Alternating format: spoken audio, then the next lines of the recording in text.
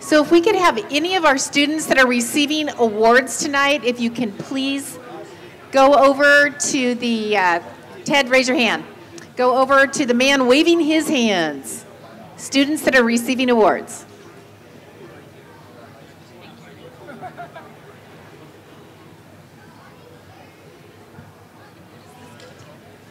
That's for the performance. So right here.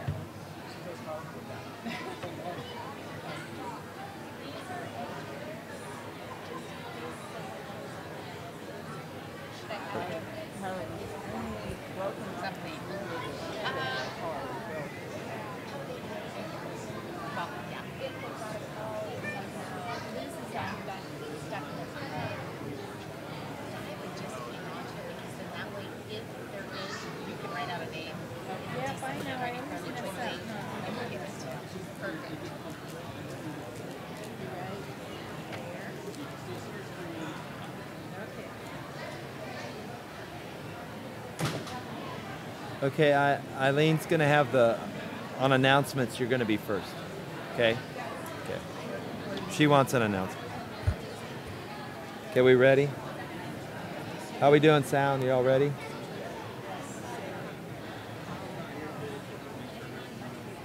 Test, test. I'm not live yet.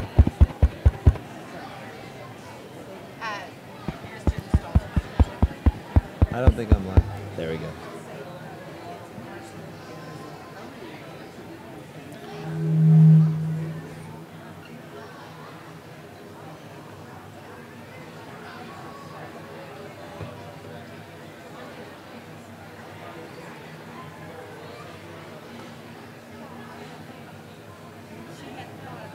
Okay.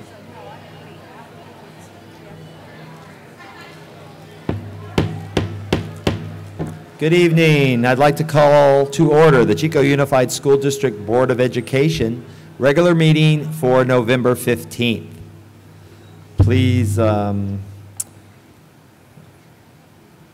just note that no action was taken in closed session. And now please rise for the flag salute.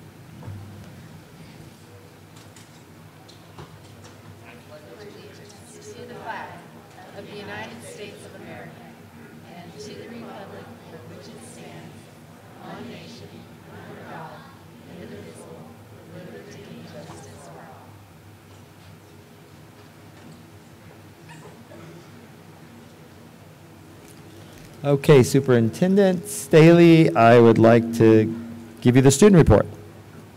Well, tonight we have the opportunity to meet some absolutely amazingly talented students. We are going to see some artistic talents as we get a preview of an upcoming play. But before we do that, we are going to recognize some students that have scored perfect scores on our state test. So to give us an introduction to that is Mr. Tim Harris. Good evening, everybody. Thank you for coming out. It's wonderful to see the faces of so many parents and grandparents, I'm sure, out here to honor our highest achievers on the Smarter Balance test last year. Okay, so the Smarter Balance test, just a little background, is a state-mandated test, and students take it in English and math, and they have done so across the state for the last 3 years. And you heard a lot over the past 5-ish years about Common Core, and these tests address the Common Core. Okay, so when these students are taking this test, they're working at a level of rigor that anybody in this room over 20 probably didn't experience when we were going through school. Okay, so that in my mind, that makes this an extra special honor, because this is a really, really difficult test, and these guys are shining. So what we have is all the grades 3rd through 8th today, and we have grade 11, and these are not all the students that scored perfect scores on their grade level test, but I will be reading the names of students that aren't here just to honor them as well. So I'm going to go ahead and ask Ms. Staley to come down.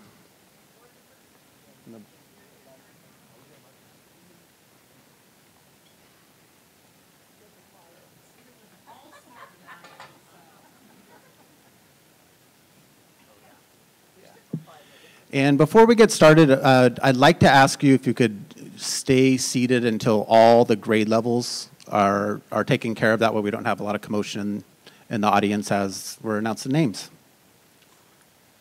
And we are going to start with 11th grade because due to parent request, I guess there's cheerleading practice later today, so I want to get I guess the 11th grader with cheerleading practice can leave early, but. So when I call your name, come on out. Okay. Savannah Alexander.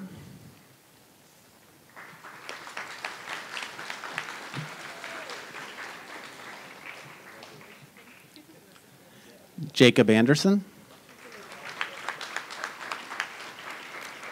Jessica Crum. Samuel Dietrich.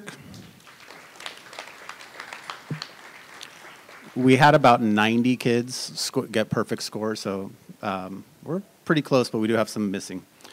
Yichin Fang. William Farrell.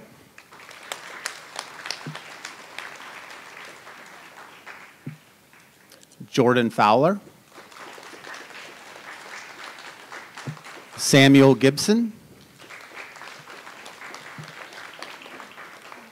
Kendall Grajeda Klinger. And I think I failed to mention this is for English language arts so far. Hannah Hampton. Kobe Hazenzal.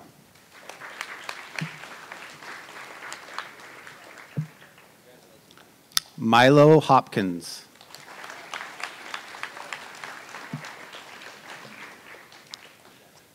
Sarah Catrice Tyler.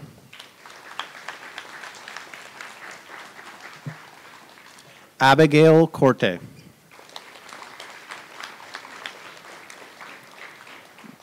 Nikolai Peterson. Catherine Ping. Dylan Ramsden.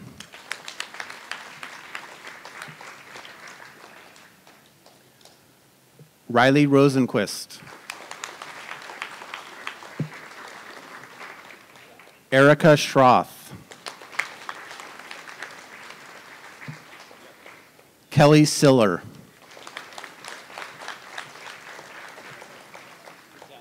Ronak Singh. Lauren Steindorf. Mojave Traore. Kenzie Weldon. Rebecca Wingett. Sophia Winter. Taylor Worley.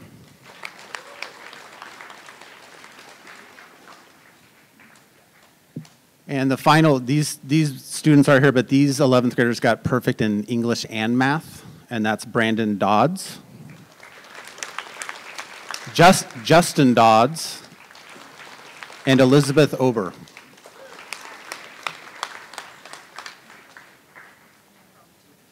Yeah, big round of applause for all the 12th graders up here.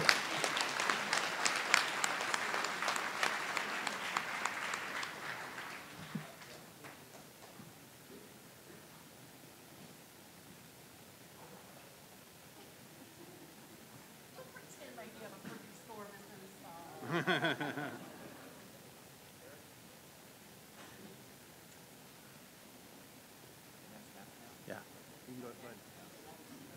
All right. That's all the 11th graders. Thank you guys. To third grade last year? Oh, third grade, but we're going to junior high school. Oh, no. Yeah. Sorry. All right, fourth grade now.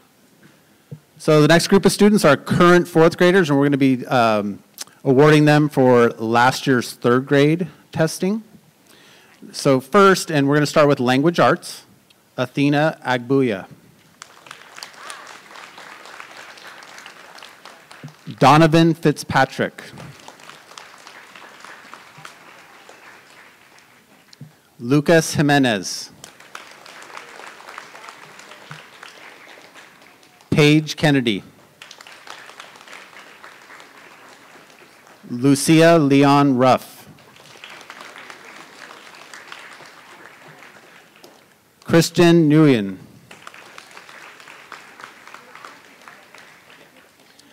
And now for math, Jose Barriga Jimenez.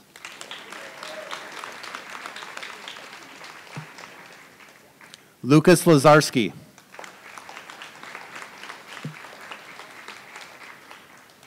Thomas Ma.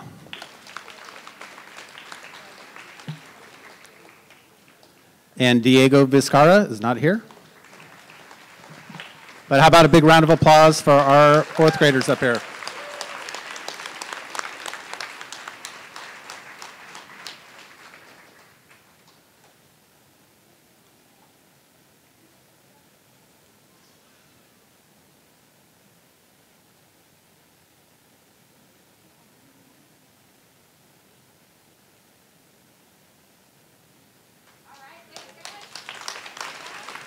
Go sit back down.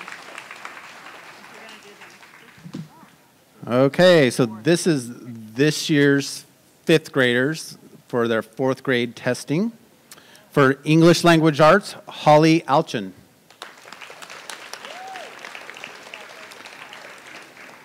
Rosalie Brown. Oh, sorry. Nigel Daly.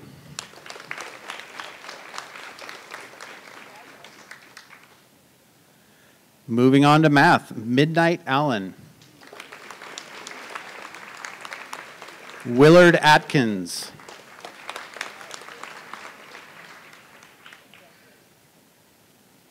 Otis Crowder.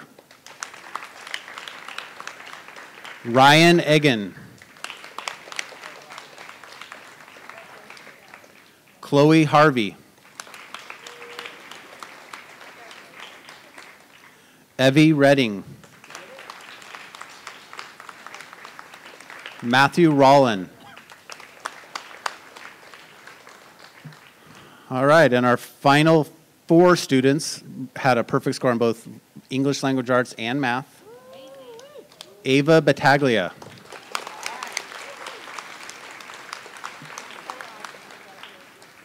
Catalina Canfield.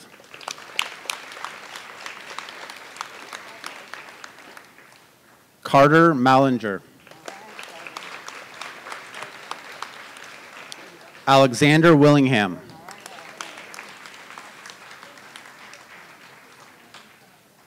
And a big round of applause for all these guys.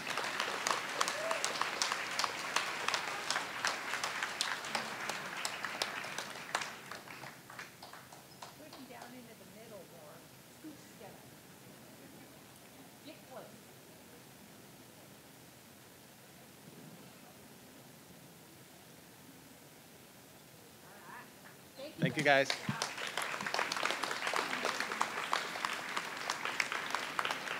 Okay, and the next group of students we have are this year's 6th graders for their scores on the 5th grade Smarter Balance test, which, by the way, when you look at the stats statewide, looks to be the hardest test of them all, the 5th grade. Starting off with English Language Arts, Cipriani Chiam. Ashley Eaton. Zuhan Gao. Caitlin Kelly. Alexander Kroc.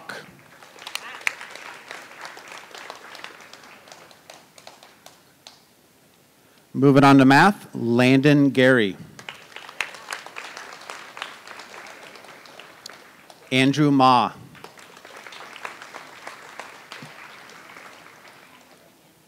And for English Language Arts and Math, Clara Gample. Rylan Harris. Oh. Felton Price.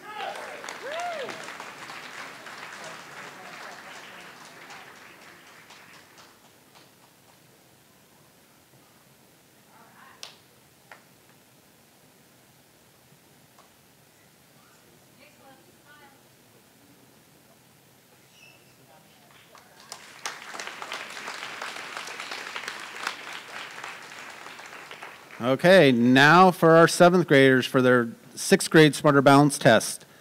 For English Language Arts, Natalie Bridgenell.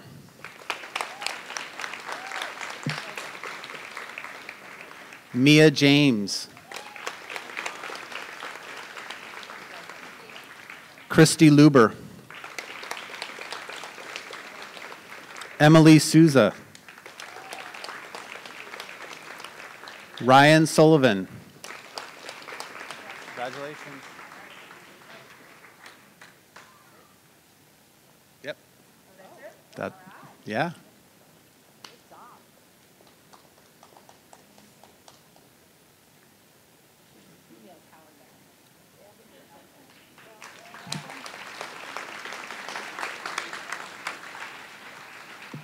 Okay, next we have this year's 8th graders on the 7th grade tests. For English Language Arts, Hayden Bartlett. Courtney Eaton. Kylie Ann Humble. Jada Parsons. And for math, Zane Kirk. Wow.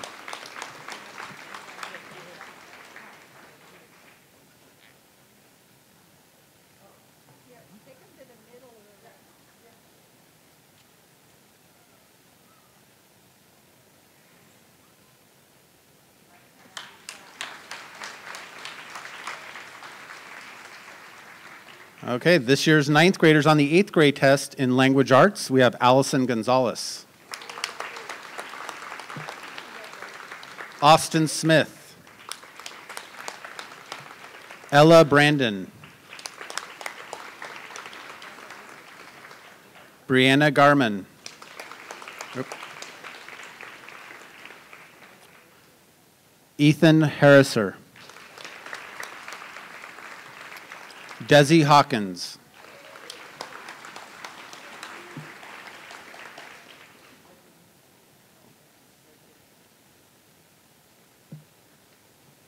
Okay, so this is for math, Cassidy King.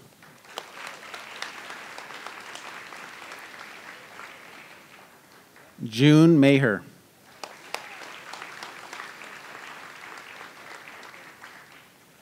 Hazel Merrill.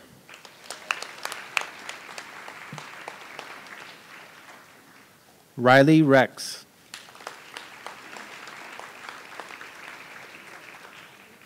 Miles Strelecki. Jesse Travers.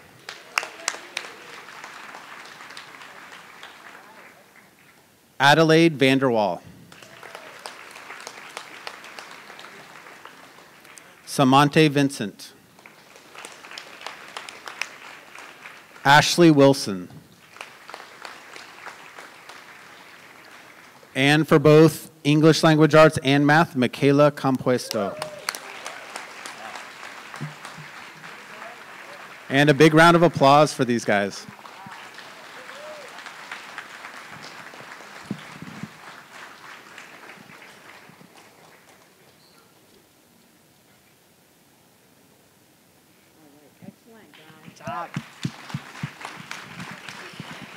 And before they all leave, and we will go ahead and excuse them, I cannot tell you what a big deal this is. To score perfect on either the English Language Arts or the math, or in some cases both, is huge.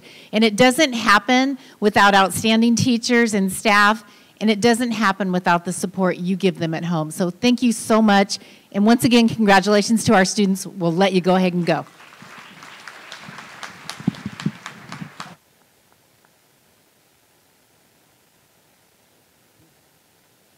Just a reminder that the board meetings are streamed live and on a YouTube channel. If you go to the school board webpage, under the board, there is an icon to click on for streaming live and archived.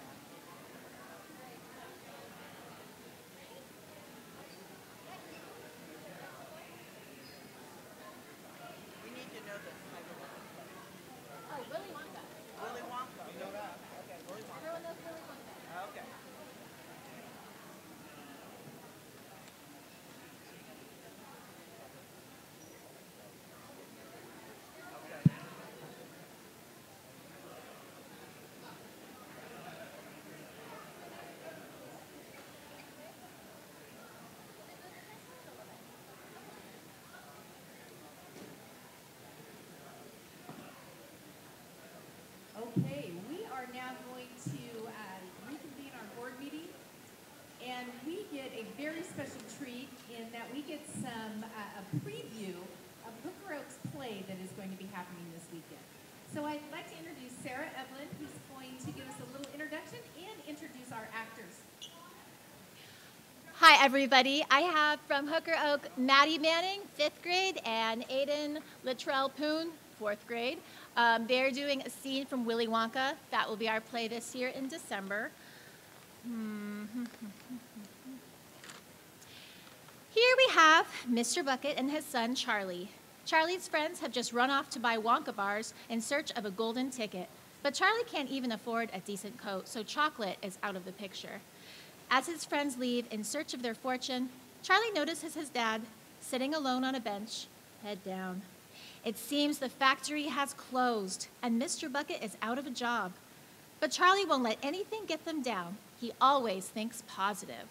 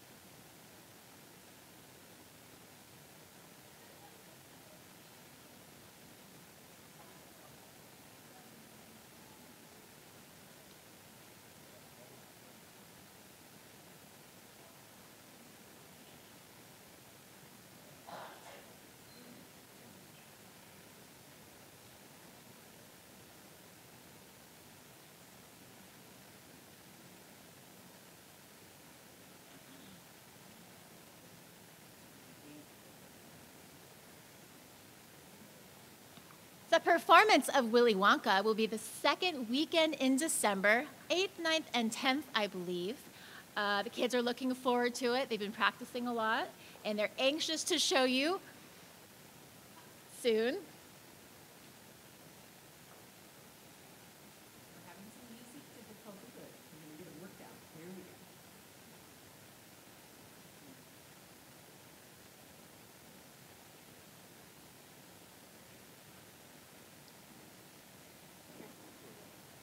No, let him do his work.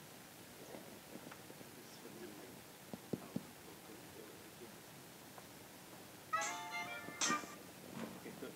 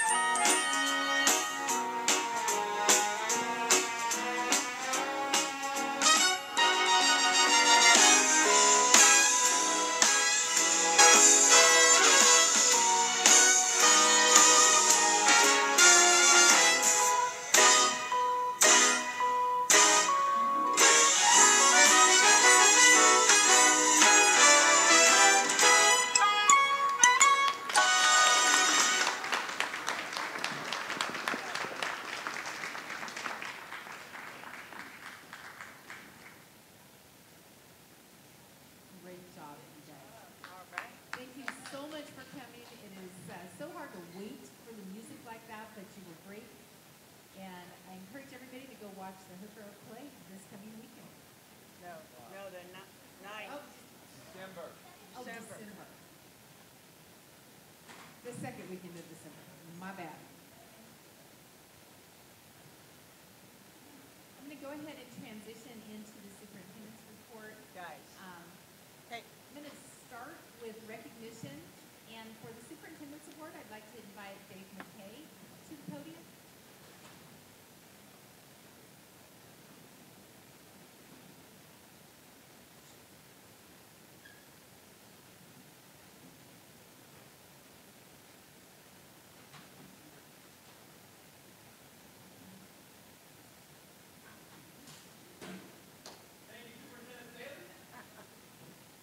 It's my honor to recognize one of my fellow pioneers this evening. This gentleman has been a dedicated physical education instructor in Chico Unified School District for 30 years.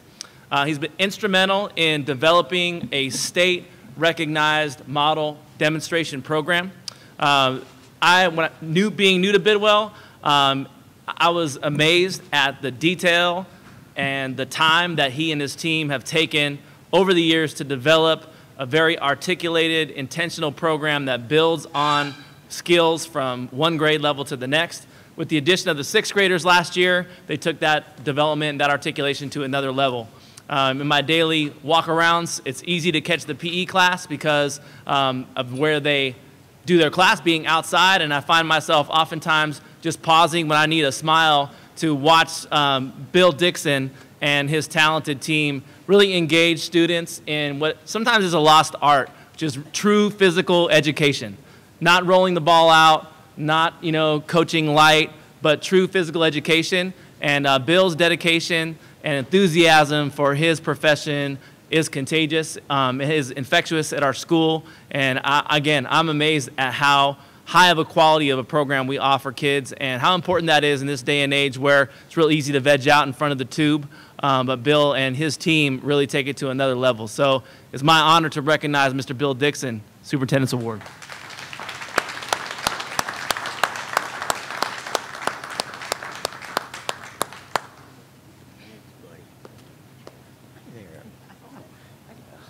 I didn't have to hug you. What have to you say something? You don't have to. I don't have to say something. All right. Hey, well, first of all, I want to thank Dave McKay and my 11 past principals we've had at Bidwell because they've all given us the support of developing a physical education program that we've been very fortunate to have and have won some awards along the way. But I appreciate Dave mentioning the team because, again, physical education is an extremely collaborative activity. And without the team that we've had over the last 25, 30 years, we wouldn't have been able to develop the program for the students. And again, they've allowed us to mold a program that meets kids' needs rather than dumping kids into the program that doesn't meet the kids. So again, I appreciate all of my principals, my now principal and past principals, and all the other 10 out there. So again, thank you for this. I appreciate it a lot. Thank you for the work you did. Hang on, she's going to get a picture. Oh, smile. Come here, dude. Get the good-looking guy in here somewhere. Cool. Nice. Thanks.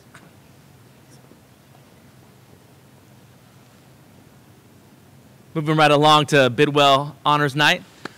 This next gentleman, at the opposite end of the career spectrum as Mr. Dixon, but I really felt like I needed to recognize this gentleman while I still have him, because while he is an outstanding senior custodian for Bidwell Junior High School, he will not be there very long. This guy is clearly destined for bigger and better things, so I figured I better lock it in while I can. Mike Catran is a senior custodian at Bidwell Junior High School, and one of my first impressions of the school was the facility, as it so often is, and the attention to detail that he and his team have taken to take a facility that has been newly renovated and really kept it looking beautiful. One example of the dedication that he and his team have shown to our school site, and really it's fueled by Mike and his passion to solve problems and really create the best possible environment for kids. Was he inherited some classroom floors that hadn't necessarily been properly stripped and waxed in a lot of years, and so it was a lot of buildup. He and his team, rather than just stripping it once and then going over it. We're literally, I caught them on their hands and knees with some kind of makeshift tools to scrape up layer upon layer of build-up wax and peeling it off. And the floors were so amazing. The staff was like, wow, did we get all new floors? Because I didn't know they were like actually, you know, this color. Thought they were like some gray. And so I guess that kind of embodies the dedication that Mike brings to our school. Again, similar to Mr. Dixon, his commitment to kids is infectious. He's really taken his whole team up another level. And so I just wanted to honor and recognize Mr. Mike Catren. Come on down.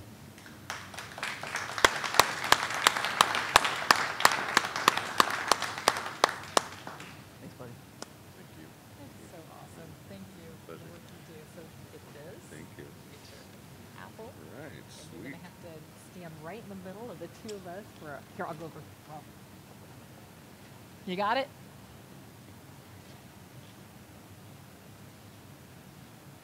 Thank you. Thank you. Thank you, Dave. Right. Nicely done. Thank you very much.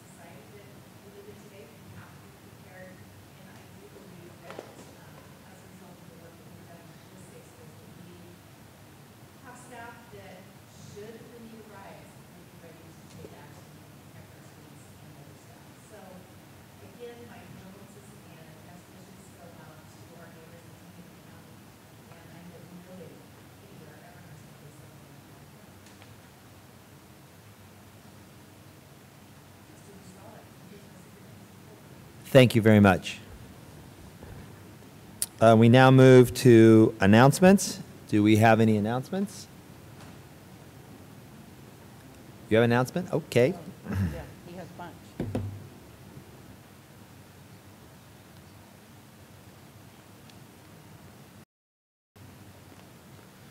Kathy asked me to do this, so I want to make sure I do it correctly.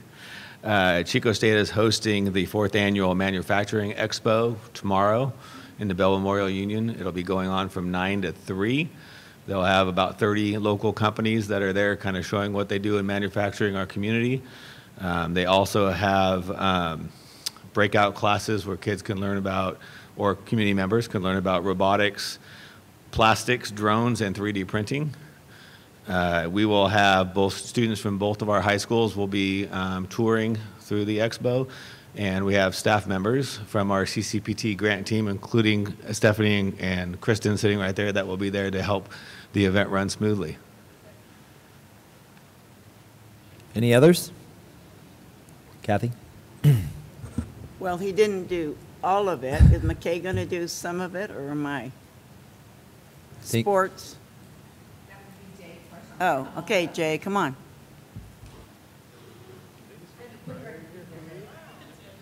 You make that brighter for me? Is that just me coming up, making it all bright? All right, I'm up here to give you guys a sports fall update at our 2 high schools and how they did in their fall programs. I'll start with PV. First, our football team took 3rd place in league play.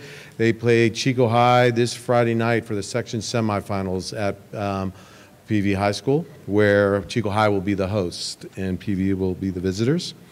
PV's girls volleyball team were the league champions, then turned around and lost to Chico High in the sections. But they both advanced. The PV advanced to the NorCal playoffs, and they're playing Foothill of Pleasanton tonight. So we'll see how they're doing tonight. Their boys cross-country team took second in league and fourth in section. They had 3 of their top 10 finishers qualified for state, and I do not have their names, sorry. Girls cross-country, 5th in league, 5th in section, and one of their athletes moved on to qualify for state. Their boys swimming team took second place in league and second place in section. Their girls team took third place in league and third place in section. Their girls tennis team took third place in league. Field hockey took third place in league and second place in postseason tournament. And golf, they were the league and section champions in girls and advanced to the NorCals, where Jacqueline Lucena placed 9th in the NorCals. Chico High, their football team took second place in EAL, and they, of course, again, they play Pleasant Valley in the semifinals this Friday night. Field hockey were league champions, and they took third place in the postseason tournament. Volleyball took third place in the EAL, but they are the 2017 section champions. It's interesting, they played PV 3 times. 2 of them were very tight, which they lost to in 5 sets, and then turned around and beat them in the sections. They're right now playing in Nevada Union. It starts at 7 o'clock. I just got a text from Mark saying it's really hard and the weather's starting to drop, so he's a little concerned about coming home. Let's see, swimming, the girls were EAL champions and the D1 champions and the master champions. Boys were 4th in EAL, 2nd place in D1, and 3rd place at the Masters. Girls were 2nd place in EAL in cross country and 4th place in the section. Boys were the EAL champs and the section champions in cross country. Tennis took 2nd place in EAL and 2nd place in D1. Golf, they had 3rd place in EAL and they had 1 qualify for NorCal. I'm sorry, I don't have a name on that. And last, the Chico High cheerleading team, they took competition. Competition team took 1st place in the Merle West Regional in Tracy on Saturday. On November 11th, the victory qualified for them for the U.S. Nationals in Anaheim on February 23rd to the 25th. And you have to have I'm going to throw out some cheerleading knowledge. You got to have a certain amount of points in order to qualify also for state. So not only did they win, they had enough points way above what they needed to qualify for state. And this is our first sport cheer team, and so it's very impressive. That is correct. Okay. So I was asked by both principals to tell you they send their regrets, but Mr. Shepard is in China, and Mr. Beebe is out watching the volleyball game in Chico High. So they couldn't be here tonight to deliver that good news that they are at work. Very well, thank you very much. We now move to items from the floor. If anybody has something to discuss, come on forward, state your name. These are items that are not on the agenda, and they are for us to listen. And it's a 3-minute timing. Good evening. My name is Michael Riley. I'm a product of the Chico Unified School District, and I graduated from Pleasant Valley High School in 1973 before I ended up in the United States military. What I'm here to discuss or to point out this evening is there seems to be an ongoing lack of respect for the American flag. And inspecting numerous flags at the Chico Unified School District, including your district office, many of those flags should be retired. Should have been retired long ago. And I'm talking about the American flag. I'll let you worry about the California flag because they're even in worse condition. If you're not showing respect by maintaining and respecting the flag, then the students from the top down, you're the top, there's the next level, then your teachers, and then your students. They're seeing if you're not willing to show respect to it, why should they? If you're not willing to show respect to your flag, you're not showing respect to your country, then why should they? So someday, should they be called to defend their country, if they have no respect for their country, why are they going to defend it? So I don't know what your policy is or your time frame on replacing worn flags. They should be yearly, if not every 2 years. You've got 18 schools along with the district, so you're talking 18 United States flags. $1,100 a year for the made in the United States flags. Do not buy them in China. Meeting the requirements of the United States government's conditions. If you cannot afford that $1,100, there is a group of us. We will replace each and every one of those flags now, if you want them, or as you need them. But I'm asking you to let me know what you need. I don't know if your flag poles are 25 feet or 30 feet. That will vary the size of the flag you want, be it a 4x6 or a 5x8, I think it is. We'll do either one. And we can have them to you before the first of the year. So you can start 2018 with new American flags for each one of your schools if you need them. We'll make arrangements. We'll do a ceremony, if you like, to remove your old flags so they can be put to rest correctly, either through the veterans groups or through the Boy Scouts of America. But we need to start showing some respect because it hasn't been shown. And I think if you drive by and look at your schools, you'll see many of your flags worn. I've driven by numerous schools at various times, and none of the flags are even flying. An empty pole in the middle of the school day when the school's open. I don't know why that's the case, but it shouldn't be. Thank you. Thank you very much for bringing this to our attention. And Mr. Riley, if you did give us your contact information, if you'd like to work with you on this, I'm sure you have a lot you can teach us, so. Awesome. Any other items from the floor? Okay, seeing none, we will now move to the consent calendar. I'm sorry, we have somebody out in right field there. Anything to report on negotiations? We are still negotiating. Okay, and Kevin is... we agree. Right. Still negotiating. Very good. Jim's not here this evening. He's watching his daughter at the volleyball game in Grass Valley. Okay, so now we're moving over to the consent calendar. And I am going to pull 9.22 and 9.23.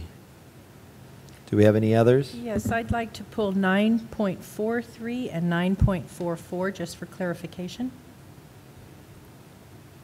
Okay. All right. So those have been pulled.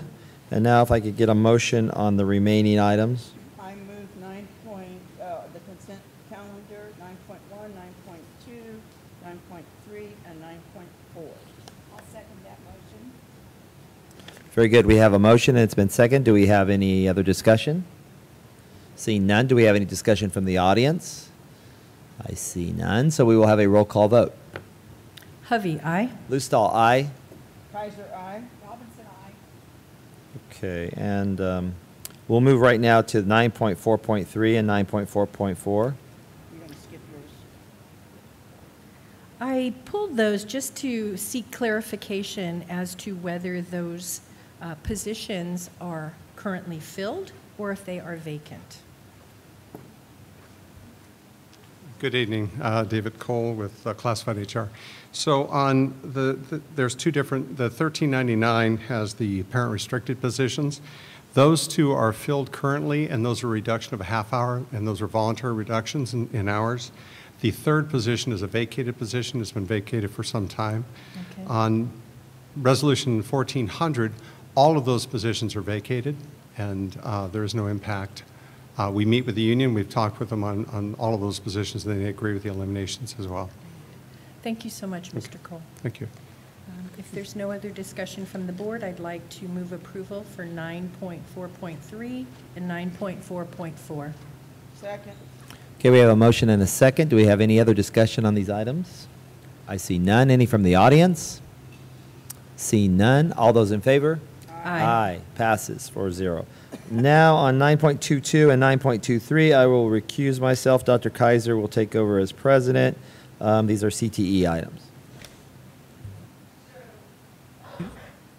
Excuse me. So we will move to 9.22, as the first item.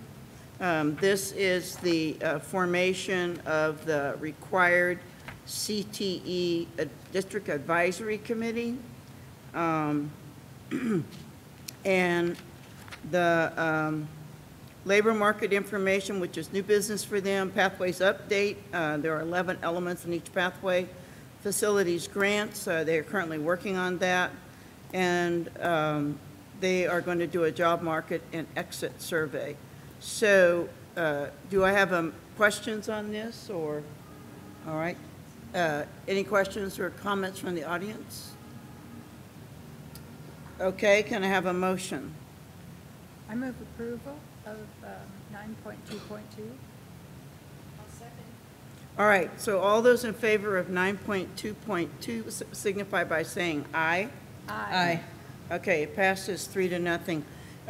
This is, of course, directly related to the demonstration that's going to happen tomorrow at Chico State. So the next one is the consideration of a new course. This course is being constructed at, I think is it Bidwell? Yes, okay. So it's at Bidwell. It's the Advanced EV3 Lego Robotics. It's open to 6th and 8th grade, and we have the principal, Dave McKay, and yes. Here to answer any questions you might have. Any questions from anyone? No, I've read through it, and just amazing what, the proposal is, and I'm looking forward to it being successfully pulled off. This is an extremely advanced course. These kids have already had the basic robotics, and I think we would love to maybe get a demonstration at some point in the spring, or I guess next fall, when these kids are up and running with their robots. I would agree. Actually be the spring, so we'll be sure it to will be the invite you spring? when they're doing something cool, which is Okay. like every day. All right, Yeah. so that would be really cool. Yeah, Katie Harris is the teacher. Uh-huh. She's amazing. That's all her and her vision and the science team there. It's amazing. All right, good. Mr. McKay, how many students do you have taking the basic robotics course? There's about 34 right now. They're taking it this semester, and so this course will be offered in the spring as a second semester course. All right. Thank you. You bet. Thank you. So may I have a motion then? I move approval of 9.2.3. I'll second. All right, any questions or further comments from the audience? All right, with that, I'll have a vote on 9.2.3. All those in favor signify by saying aye. Aye. All right, it passes 3-0. Okay, so our chair can come back into the room, and we are now moving to the discussion action calendar.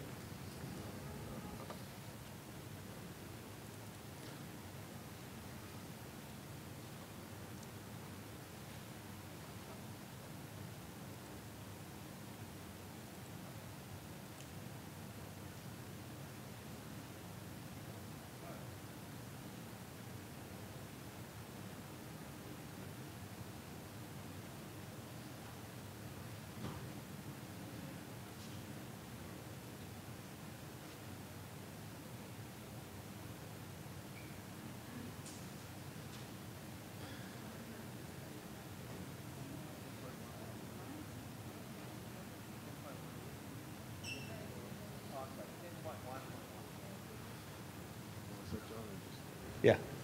You guys ready? I think so. Hold on.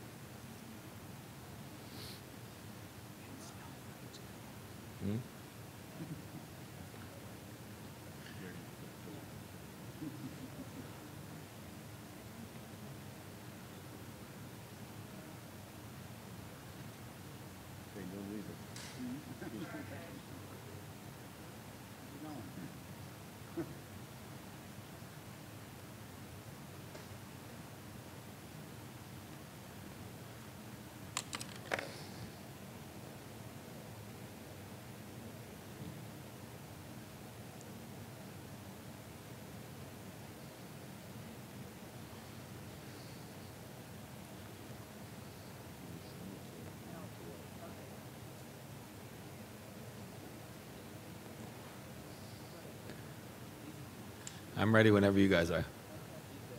Okay. So we're here to provide some information about a new program that we've been working on that we'd like to get started in Chico Unified.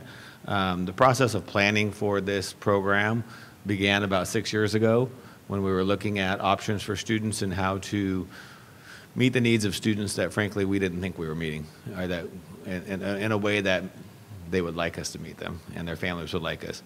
So we thought about developing an online school, but we wanted to start slowly and kind of build up to it. So we have slowly been looking over online curriculum, and then a couple years ago we added some half-time online teachers, one at each high school, part-time one at each high school, to use the Edmentum curriculum, and we've been serving a number of kids in those programs, and they've been successful to the point that really the teachers can't see any more students because they've reached their capacity of the number of students. But we recognize that there are a number of students that don't even feel comfortable coming onto our campuses. They feel more comfortable going to something that's not on a big campus where there might be 2,000 kids there. Even though we've designed our current programs where they're really right on the front of the campus and they don't go very far, they still there's anxiety or whatever their concerns are. So we would like to design a program where we can meet the needs of those students, where they can still have access to all the other wonderful programs that Chico Unified offers. So we've come up with this concept. This is a prototype logo that you see here and a prototype draft of a name. We've connected it at this point to our Oakdale Independent Study program because in that case we don't have to create a new CDS code for the school. It becomes another satellite program of that school. We currently have an independent study program, kind of a traditional independent study program based on the Fairview campus that's under Oakdale, and an elementary program for independent study that's based on the Parkview campus. So this would be kind of like another satellite location that serves another population of students. The draft mission for this school would be to provide an educational experience in a unique off-campus location that provides students flexible schedules, allowing connections to Chico State, Butte College, and the job place or work experience. As I said before, we've looked at lots of curriculums. I'm going to have Mr. Marchant come out and talk about what we're looking at now and the discussions that are going on, because the core part of the program would be an online curriculum provider. Okay, so right now on our online academies at PV High School and Chico High, we use an online program called Edmentum, and it's A to G qualified. We have a meeting set up with them on November 28th to meet with our people that we have at Chico High and PV right now, and the administrators on those campuses to meet with us and the teachers to see if this is a program we could expand into a program like this to meet all the needs of our schools. Because right now Edmentum really solves the need for our really high-end students. And so we want to talk to Edmentum if there is a program that they can also use with us to meet the kids who just want to get their high school diploma, maybe go to Butte College, one of our community colleges, or go right into the workforce. So our next step is to meet with the company that we already have. But we also have other options that we could look at with different companies. I don't know if the word got out already, because one company walked right into John's office today and said, we're the BYU online thing. So we'd like to see if you would like to take a look at how we can meet the needs of your middle school kids and your high school. Again, Edmentum right now has a middle school program, but some of our kids are struggling with that program, and some of our alternative ed students are having problems with the Edmentum program. So we want to start with them first, just because of the fact that we've already been using them and we have licenses, and see where we can go with them. If not, then we're going to start looking at different programs. And again, I just wanted to say this is a program that Ms. Staley had, Mr. Bohan and I and a few other, the high school principals started taking a look at about 5-6 years ago, because we were starting at that time losing them to different programs off of our campuses. As some of you guys know, how many kids we lose to different charter schools because of this. And so this a program we wanted to start looking at, and that's why I wanted to start it at the 2 high schools first. And as he had stated, that we had 2 half-time teachers, but already our online teacher at Chico High is at 0.8 this year. Again, it's continuing to grow, where we need to see if we want what our next steps are. So we've got them involved, and so we're going to do some more talk with them too about what they think what we would need if we were going to go off-site. So I have 2 concerns that are different. I mean, one, I think this is a very good idea, and I think you want to keep the idea of letting them be able to access Chico State and Butte College. But I looked into BYU, I don't know, 6 or 7 years ago, and their online courses were very expensive. So I noticed that we had kind of an estimate of cost here, and I would want to be really careful that we don't get trapped into something that, may be extremely expensive for relatively few students. I was looking at math at that point, but. Yeah, I think their prices have changed a little bit because there's so much more competition now, and I think you can do some volume stuff. As an example, they talked about, when I met with them today, they talked about an idea where if a kid needed to do credit recovery to get caught up, they can do that for as little as $30 per class. Oh, that'd be great. So that's pretty reasonable. Yeah. The other options might be if we have this facility where we can offer multiple things, we can offer BYU as an option for kids that actually want to take college courses as well, and they can do that through BYU. We can just facilitate it for them so they know how to do it. Okay, that's really good. The other part of the question I had, and I know that Joanne had personal experience with this in her family, were students who had perhaps very unique talents and who literally didn't have the time to go every day to a regular high school because of the other areas in which they were excelling. So I would hope that we would still have the access, if they wanted it, to after school events like the arts or sports or whatever. Right, and we're going to get there, but yeah, they would have options to do many other things and still be part of this program. We're not eliminating them from any of the activities that are currently accessible at our high schools. Okay. Which is something we think we can offer that nobody else can offer, really. At least to the extent that we can. So just a couple of blending possibilities that we can do by giving students a flexible schedule where they're not locked into a 6-period day for 6 hours a day. First of all, we can do dual enrollment where they're enrolled in what we're calling the cool school as a draft. And they can still dual enroll in our current high schools and still take courses there. So as an example, if I was at Chico High, I could go take Gary's CTE class for that hour of Gary's CTE class, but then the rest of my day could be online. The rest of my course content could be online.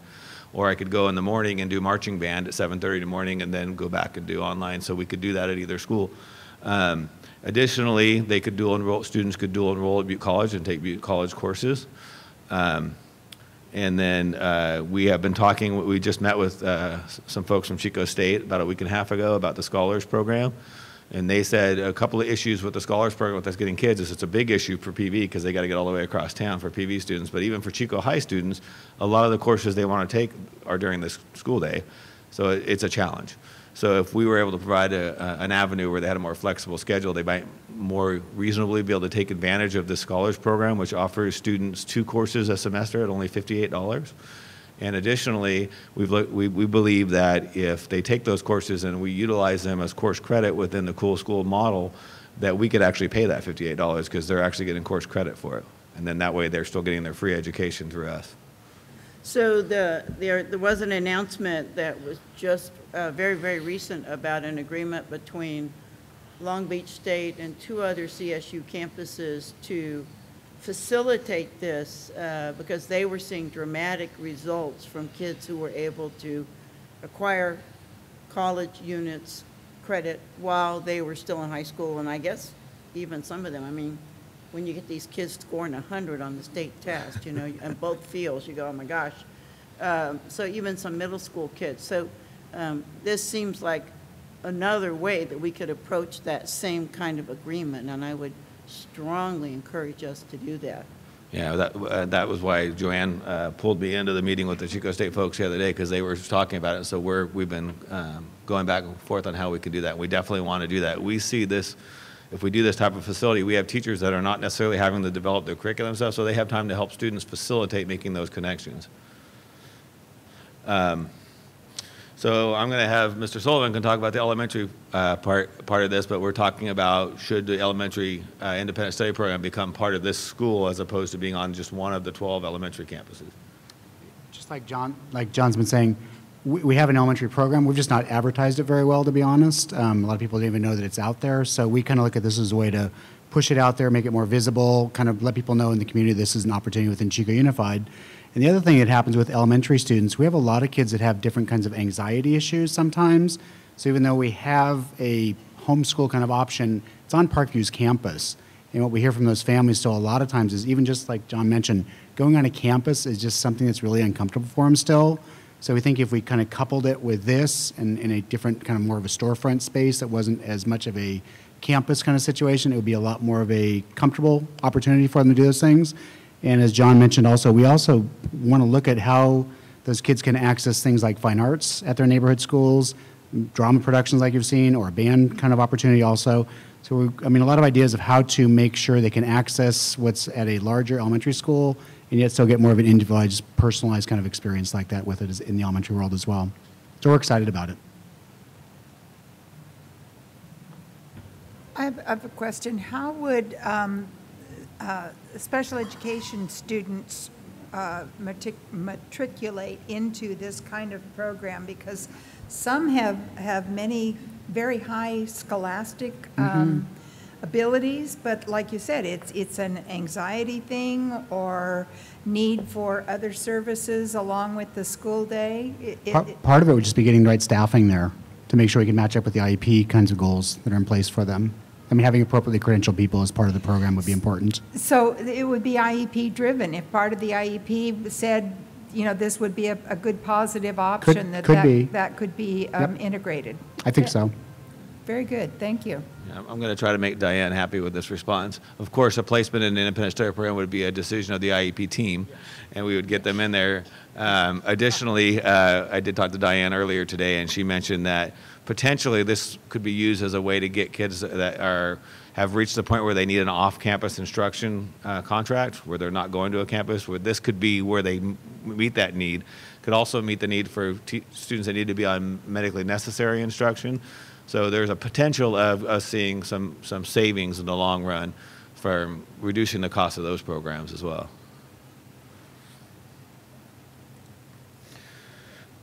As we stated earlier, as Kathy asked, we want to make sure that students still have access to everything that they have access to now. So I've talked with both high school principals, and they're very amenable to working out an MOU with the North Section where any students that attend this school could still play athletics at their home school, just like we have that with Inspire currently. And we did run that by Liz Kyle at the section office, and she does say that this would meet the requirements of being able to do that. The only concern was, is Oakdale a continuation school? But it's not listed as a continuation school by the Department of Education. It's actually listed as an alternative school of choice, which is different than having a continuation school, because kids that attend a continuation school cannot participate in athletics at a mainstream campus. My other interest or concern with this is I'm not wanting to increase the likelihood that a student will not have the kind of social interactions that allow them to matriculate into an adult society, which requires them to interact with people. And that's the other reason why I think that what we think of as after school, but really it's the clubs. And if you had somebody who could have that experience, it would give them a social environment that might be more supportive to their interests than perhaps the entire student body. So that's the other aspect of this, I think, besides just, you know, getting to do band or... Right, and I think we'd look at, especially initially, whether kids could still participate in clubs that are available on our current campuses. And in addition, I think in the long run, if we get a big enough population, we could start developing clubs within this own school as well. Okay, good, thank you. So locations, where would we have this school? So we've been looking around at certain, basically like strip mall type areas and that kind of areas. What would be good for the school would be a good, safe location. And Kelly happened to have a meeting where she was involved with the lease manager for the Chico Mall, who was very interested in being involved in this program. And I've now met with her a couple of times. And I have actually toured some spaces in the mall that she suggested, and they're offering us basically a really good fiscal deal on a really nice space. I went and toured it this week, or last week, And I was really excited to find that not only is it a big facility with its own entrance into the mall, you don't have to go through the main mall entrance, but it has its own restrooms. So we don't have to have kids going all the way down to the food court to use the restroom. So that's one of the ones we're looking at right now as a very distinct possibility. So budget. So within the board packet today, there was a draft budget that Jacqueline and Kevin created based on our assumptions. It's making some pretty big assumptions, but it's also, I think, relatively conservative in the amount of ADA that we might be able to collect over the next 3 years. So what we really want to do with this program is we really want to have a commitment to develop this program over a 3-year period, starting this spring to get it ready to roll for next year, and then having a 3-year budget where we try to see if by the end of that 3rd year, is it a program that's now running in the black and not costing the district in the red every year. So this budget is based on collecting 25 additional ADA to the district in year 1, and then 40 in years, not 40 more, but we're getting up to 40 in years 2 and 3. And if we can sustain that and stay within the cost assumptions here for the cost of what we're doing, we're actually running at basically a net no gain loss in year 3. So we're not costing the district any extra money. The program is essentially sustaining itself. Would these kids also take the state test? They would, right? So we would have that data too. Good. Right. Yeah. Mr. Bohannon, how many students are currently enrolled in this program? Or you mean at the high schools currently? Yes. I don't know the answer to that. Jay might have an answer. 0.8, so I think she's allowed to have, I'm guessing about 45, 45 at the high school level, and I think we have 3 at the junior high right now. Okay. Right around 45 to 50, I was going to make an educated guess, and the 0.5 and the 0.8 for the contract. And that's a combination of full-time students and maybe some that are part-time students that might be on the campuses but doing some credit recovery or some extra classes in online. And we want to make it clear we don't want to lose that ability to have that offered on the high school campuses. We want this to be an additional program. Okay, that was my next question. We have talked about potentially starting so we have enough staff to get started, because in the budget we talk about having 2 full-time credential teachers that are always at this facility. But we also want to take advantage of the fact that we have these teachers at the high school, and maybe they can work their weeks out so they have a day or 2 where they're at this facility and a day or 2 where at the high school, so we have more teachers in this facility at a time so we can serve more kids, and the kids can then make their appointments to either be at the high school when they want to see their teacher or be at this facility. So we're marshaling the resources of all the programs we have. Great, thank you. On that same note, so do we know then the year, not this year, but last year, as far as our online program, we've had quite a bit of advertising I've seen on TV, billboards, quite a bit. So what has the growth been in that 1 year? What is the demand for it? Well, I don't know what the exact growth, but I know we've gone from a 0.5 teacher at Chico High to a 0.8 teacher. So we've almost doubled the size of the students that can be served. In 2 months. In 2 months, really, this year. So I think the advertising, certainly at Chico High, has increased. The challenge at PV is the online teacher is also teaching other courses during the day, so it's a little bit more challenging to add time at that site. So we just added a 0.2 at the junior high. Oh, and we also just added a 0.2 at the junior highs because we're seeing a little bit more demand at the junior highs, and frankly, it's both a challenge for the parents who want to take their junior high kids to the high school for the program, and it's also a challenge, frankly, for the high school teachers to try to meet the needs of a junior high student at the same time as a high school student in a similar program. We think having this site off-site in a spot would be more comfortable for those junior high kids as well. But right now we have a 0.2 teacher that's going to help start serving all the junior high students as well. So do you envision this replacing independent study? I think eventually, if we can get the online curriculum to be usable and serviceable enough, I think the online should replace independent study. I don't know that this site would be the only site for the independent study online, because I do think there's a role for it on the campuses to keep kids on the regular campuses as well. I think there's 2 different populations that we're talking about. The ones that want to stay on their campus but need the extra help or the extra credits or want to advance themselves, and the ones that may not want to be on the campus but still want to have access to the same high quality curriculum and instruction that our district can provide. And one of the things we were talking, like Andrew Mall showing up for that Amenta meeting, is because eventually we would like to get our students that are at Oakdale that are through their program online more than just the packet work. But right now it's not set up for them. I'm just going to say it's a lot more of a challenge for those students at this time. So that's what we're looking to move into that direction, Gary. I think we just need to find that. But we also, like John was saying, with the 2 high schools and Fairview, I don't think that we want to pull those programs. If we go online, that's great, because that's what our ultimate goal is, to have those kids, give them a Chromebook, here's your classes, you got a teacher here to support you. But we still want those programs on there, just because they, especially like Fairview has a different set of style how they support their students, with more counseling, more at-risk stuff going on in their camp, and they still feel that they want those kids connected to their school so they can give them the support they need. Just like John and Mark really want those programs still in their high schools, because a lot of those kids take half and half, part two. They still want, those kids don't want to be completely off, but we still feel that we have a need for kids who want to be off the campuses, if that helps your. Okay, and then Oakdale, right now, it serves independent study, correct? Correct. How many students do we have in that independent study at Oakdale? You know what? I didn't draw those numbers before we came down here. I can look it up and email it to you, though. Okay. I don't. At So- elementary. At elementary, I had thought it was in the hundreds or 100 or so. At secondary, it is. At secondary, At yeah. At secondary, it's probably, So elementary last I heard last year, it was a little over 100. Okay. So I in that haven't checked ballpark this is year, but still I'll get an exact number for you guys and send it to you. I will say that I have heard, and I won't qualify this as hearsay because it's directly from a local charter school administrator, that the main reason that we lose kids to some of our independent charter schools is because it takes too long to get enrolled in our schools because our programs are full. So if we can start a program where that's more flexible, like this program where we can get kids in the minute they want to get them in, I think we'll lose less kids. Well, do we have data now on the online program at both high schools? Are those students coming from other places, or are they coming from those high schools? I think primarily the ones that are in the programs now are coming from the high schools. You think? We don't, do you have the data, though? I don't have it in front of me, but I can give it to you. Yeah, okay. Yeah. But I'd like to see that. I would like to see where they're coming from. Yeah, we can get that to you. Kelly?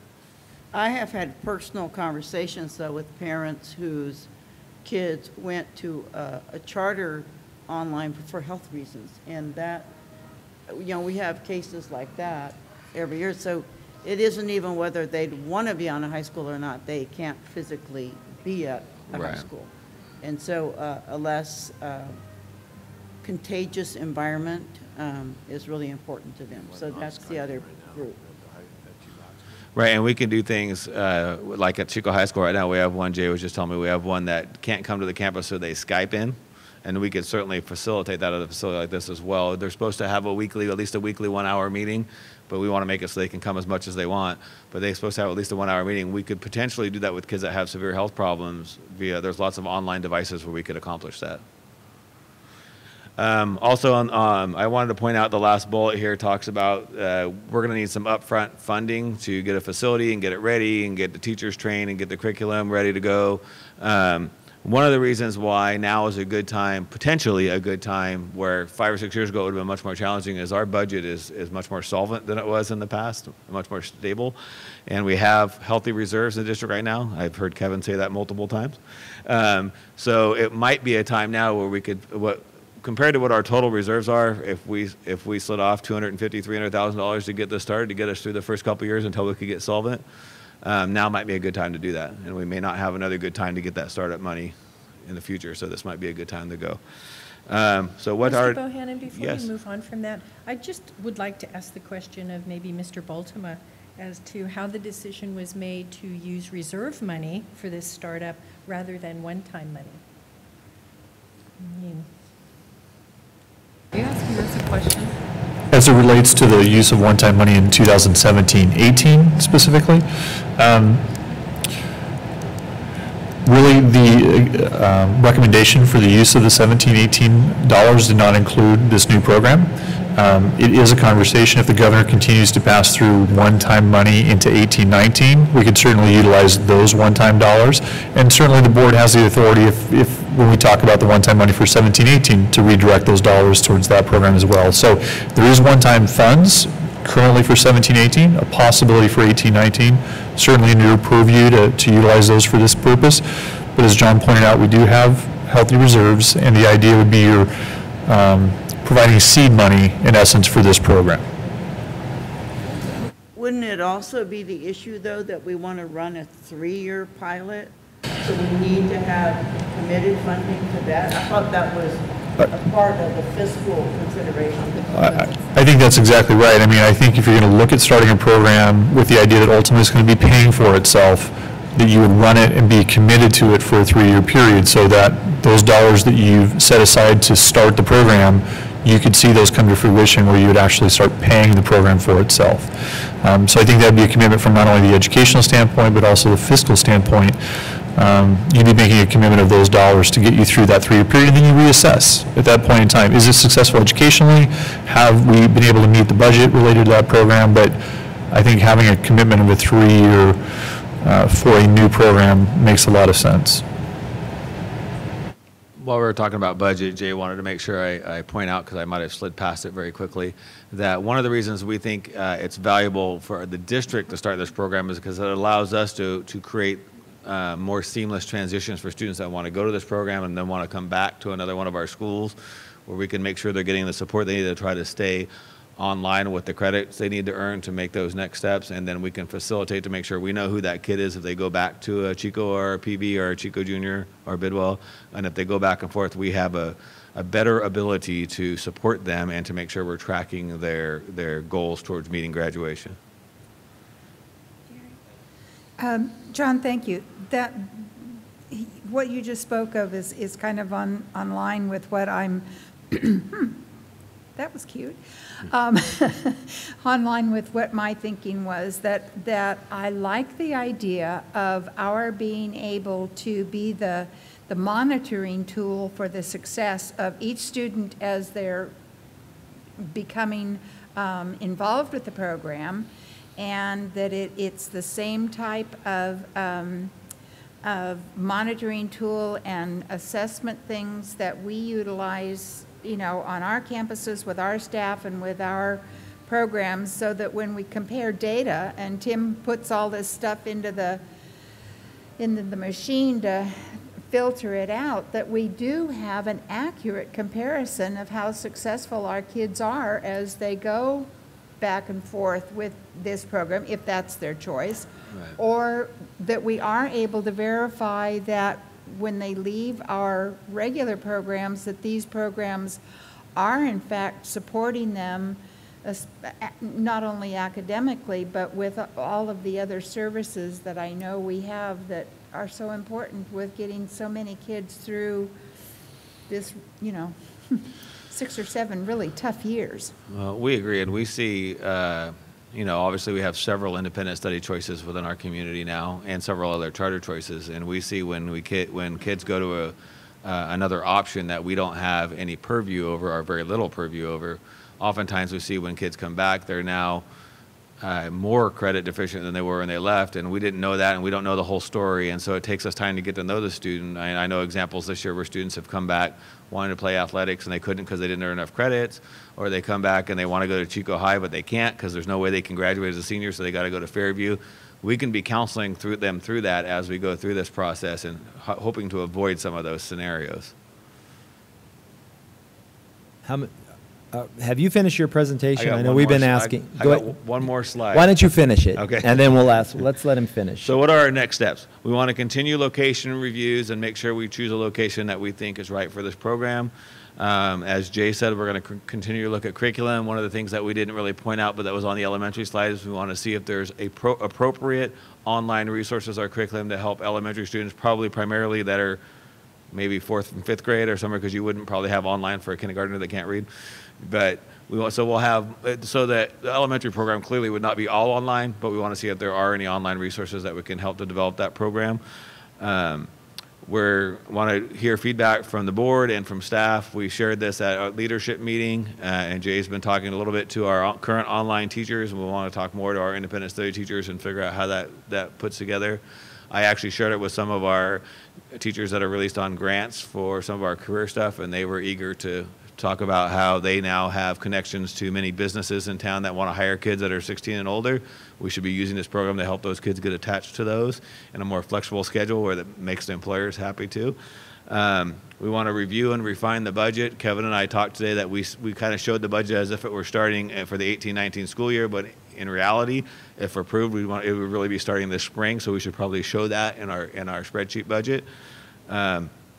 And assuming all is moving in the right direction, we'd like to come back in January and ask the board to approve the budget so we can start using the funding to get the program started. Now I'm ready for any other questions. Okay, Kathy. So, I mean, I'm excited about this, but it also sounded like you had some fairly choice potential locations. I would hate to see us lose that if we don't approve a budget until January. Do we have enough of a framework that if there's something showed up that was a really good deal, we could put a deposit down or something like that? I mean, seriously, I don't want us to lose a really good spot. I'm going to let the money people speak to that. It always makes me nervous when people say you have to buy today.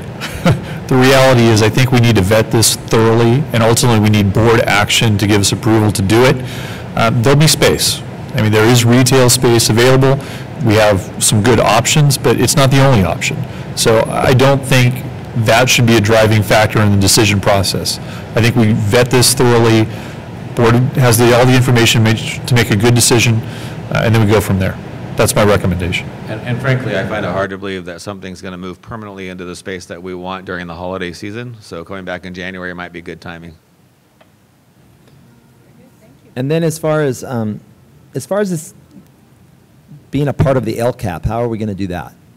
Is this, because it's not mentioned now, you know, online isn't mentioned now. I don't even think independent study is mentioned, especially at the high schools. Correct. Neither of those are technically funded by, everything's funded by LCFF, but neither of them are technically funded as options that are in LCAP, except for as it relates to kind of staffing. We kind of staff the whole alt-ed campus as one.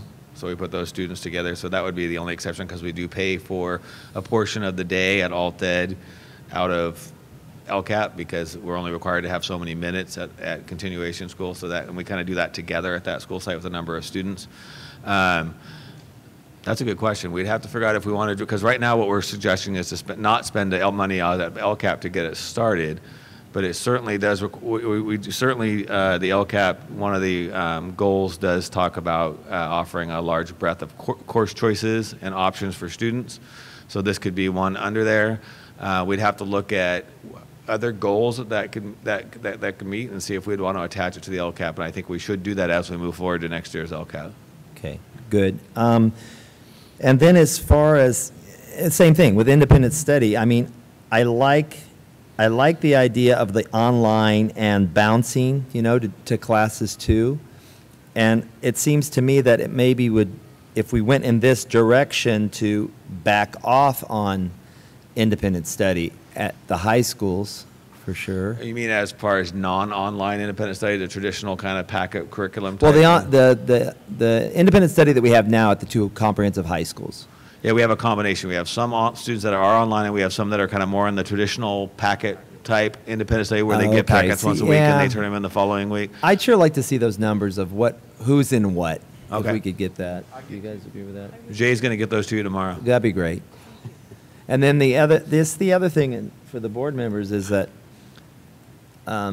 digging into reserves now when we don't have a contract, I'd feel a lot better voting for this. I know, but it's coming up in January. That's, you know, right after Christmas. It's real close if we are to make this. And you wanting direction of you know, do we pursue this, correct? Do we go in this direction? I think we need an approved budget and direction from the board to move forward with this before we start spending money. And in my opinion, if we want to make this work right, we need to get the facility up and advertised and open this spring so that we'll have kids for August. Okay. So I guess what I'm saying to the board members is that I personally would feel a lot more comfortable that we already had a contract before we start spending money from reserves, and we still haven't dealt with our unions yet at this point. So I would feel more comfortable with that, and it's a lot of money to start up with, and understanding that it would, well, the 472,000, that's quite a bit. I think it was 300 to start with, right? Oh, 300 at the very top. So the bottom where it says total expenses 472. That's including the teacher costs for next year and that kind of stuff. So the 300, well, I guess the 300 is too. I guess I should let Kevin and Jacqueline talk to how that budget really breaks down. They clearly understand it better than I do. They built it. Oops.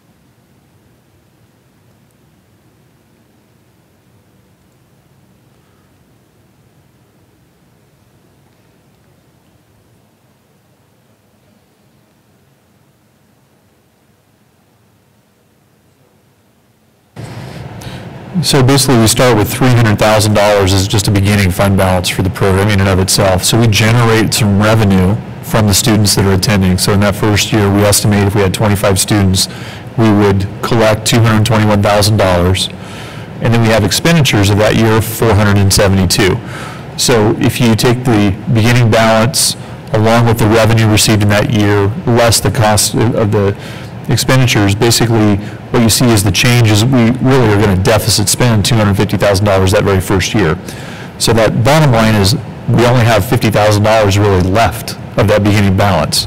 So that becomes your new starting beginning balance in the second year. But we're estimating that we're going to have 40 students, 40 ADA, average daily attendance. So we would generate $361,000 of new revenue. And our expenditures in that year are only $380,000 because we don't have those one-time startup costs that we saw in the first year. So our change in fund balance ultimately is a negative $18,500.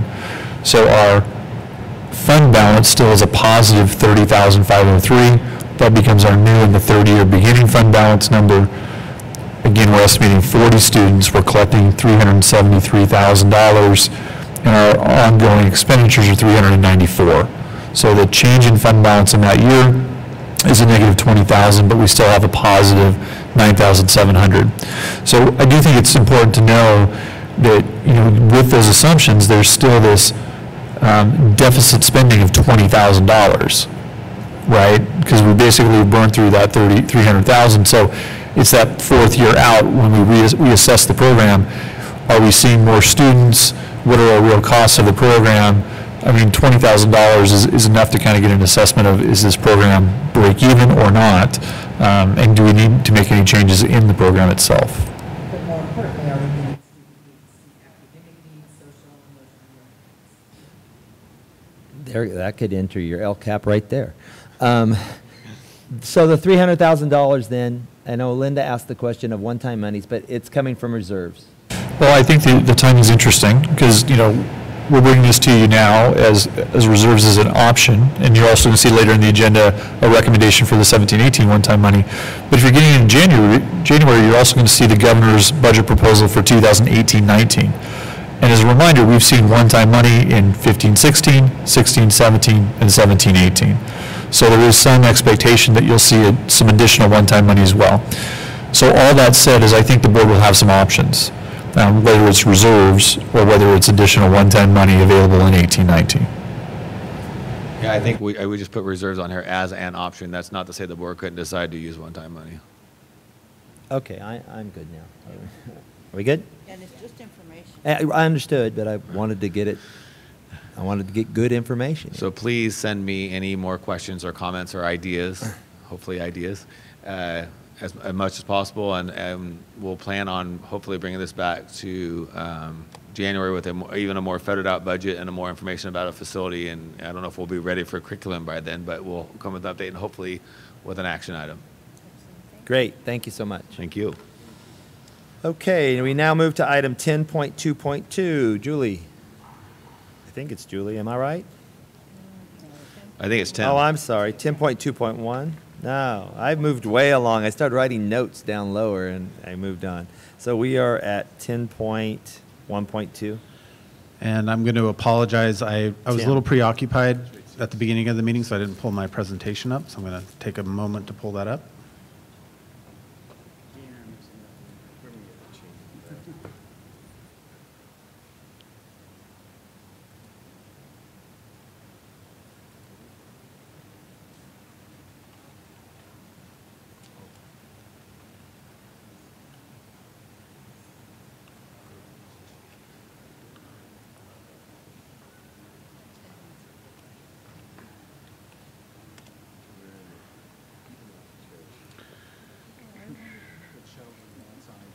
I'm outside.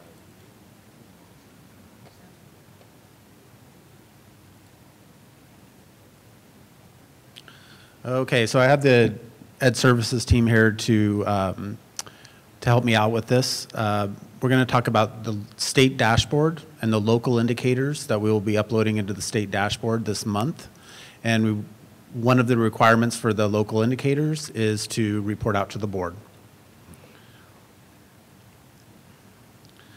Okay, so first of all, a little reminder, a little background on the state dashboard. It is a major piece in California's new accountability system. The first dashboard came out last March, and that first run of the dashboard had our state indicators that address LCFF priorities, okay? So by state indicator, what I mean is data that the state runs based on CalPADS and state testing data, and they'll generate a rating for us, okay? With the new fall dashboard that's coming out later at the very end of this month, we see the addition of local indicators. Okay, so really we're like in the very kind of home stretch of the process of rolling out the new accountability system, and it should be final. We should be seeing it in a state that we will live with for a while in spring 2018. One important thing to note is that this is accountability, and so there are supports provided for districts that are not meeting requirements for a certain number of subgroups. There's going to be Title I accountability requirements as well. That's still being worked out. So what I'm showing you here is our dashboard, our spring dashboard, fall 2017. So the state indicators up at the top, like I said, that data is pulled from either CalPADS or our state testing system, and that's generated for us, okay? Just as an aside, chronic absenteeism here it was scheduled originally to be part of this fall 2017 dashboard. That's been pushed back to spring 2018. English learner progress and all that will be live fall 2017, later this month. So the local indicators at the bottom are what we're going to talk about tonight and what will be added for display on the fall 2017 dashboard, and those cover the basics, which is teachers, instructional materials, and facilities, implementation of academic standards, parent engagement, and local climate surveys. Okay. So the local measures are different from the state, or I'm sorry, the local indicators are different from the state indicators in a variety of ways. One being that we rate ourselves. Okay, so we look at what the state is asking us to do and rate ourselves met, not met, or not met for 2 or more years, okay? And it is different because met, we meet the requirement for met if we measure progress, report to the board at a regular scheduled meeting, and report to stakeholders via the state dashboard, which we will, okay? So it's a little bit, it's different than, say, a state indicator that's relying on hard data, state test scores, chronic absenteeism, et cetera. So Ed Services as a team has gone through and rated ourselves and sometimes provided narratives to explain our rating. One important thing to keep in mind is you have all seen this data in some form in the past through the LCAP process.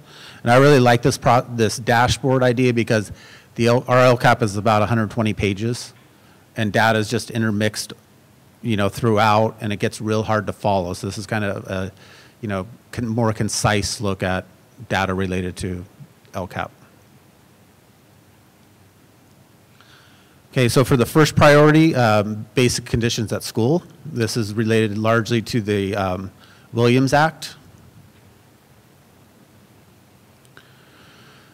And we currently have 0 misassignments of teachers of English learners, misassignments in general, or vacant teacher positions. Or I'm sorry, this is 16-17. We have appropriate materials for our students, and our facilities are in good repair. We also add, in our LCAP, we add, because we, as a district, we see student access to devices as very similar to textbooks. We also added that our evaluation. Okay, so what you're seeing here is pretty much what is going to be cut and pasted into the state website when we upload. The document you received in your board packet is exactly what's going to be uploaded, cut and pasted into the state website. So for priority 1, we gave ourselves MET. We keep good track of that, and we report out yearly. And we were 100% across the board. Okay, so priority 2 is the implementation of state academic standards. We have 2 options for this. One is to write a narrative, and one is to complete a reflection tool. Okay, we chose the reflection tool because I brought the reflection tool to Ed Services because I felt like it was much clearer, and putting myself in the place of a stakeholder, I'm more likely to look at a more bullet-pointed presentation of data than reading a long narrative. And I also thought it gave us more coverage, broader coverage. So we're asked to rate ourselves in 5 areas, and we are asked to rate our implementation of 5 different sets of state standards. Yes? Well, you knew I was going to beat up on you. Okay. So before you go into this, where the students that we had today being recognized for their 100% test scores, where would they show up, if at all, in this kind of a dashboard setting? They would show up in our 11th graders would show up in the college and career indicator. Okay. Their test scores go into that, and then the 3 through 8 students would go into our academic achievement indicator, and those are state indicators. Okay, so the state's going to post those and a percentage of how we are scoring, right? Yes. And then, so these are our assessments, and I totally understand next-gen science standards because they aren't even out yet in terms of a curriculum-based approach. But I was a little bit, or a lot, surprised that the same situation I was told is true of history and social science. Why? Right. So, and that's why I have the Ed Services team I up know, here as well. You're the point guard, and they're your backup, but they might want to move further back while you answer that. We all rated ourselves together. So, the history, social science, there are common core standards. So these are not the old standards that we're talking about here. And the sentiment that was brought up at Ed Services when we talked about this is we have had professional development of literacy in history and social science, but we are not in full implementation of that. And I think part of the reason behind that is because it is a little bit muddy, and our focus has been so much on ELA, English Language Arts, English Language Development, and math, that we felt like we were not in full development for the history, social science, common core literacy in those subjects. Can you clarify an example of muddy? Well, we're saying that They had to hear you. English is embedded in social science. Okay, so we've done a lot of training with ELA, a lot of training with math. Obviously, yesterday and today, we had a bunch of teachers at the college with the NGSS rollout that's going up and down the state. When it comes to social science, we started trying to embed social science and English together, but we felt like we're just in progress with social science. So maybe we graded ourselves harshly.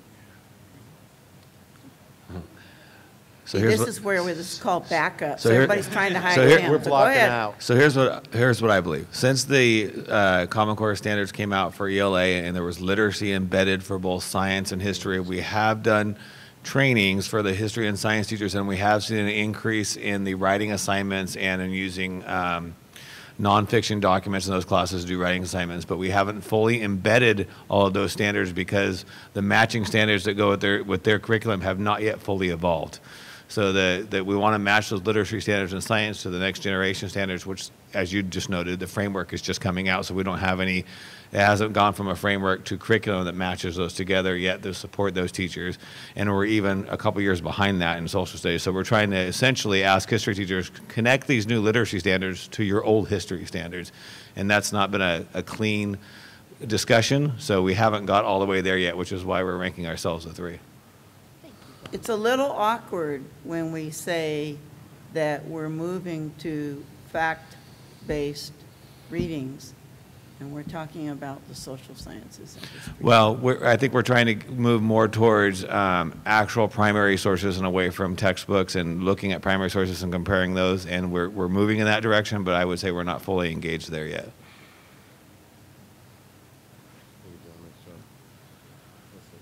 Yeah, so we are asked to rate ourselves in very specific areas. So for example, this first one is our progress towards providing professional learning for teaching to the recently adopted standards and our frameworks. So this is specific to that, but what we do see is a pattern here.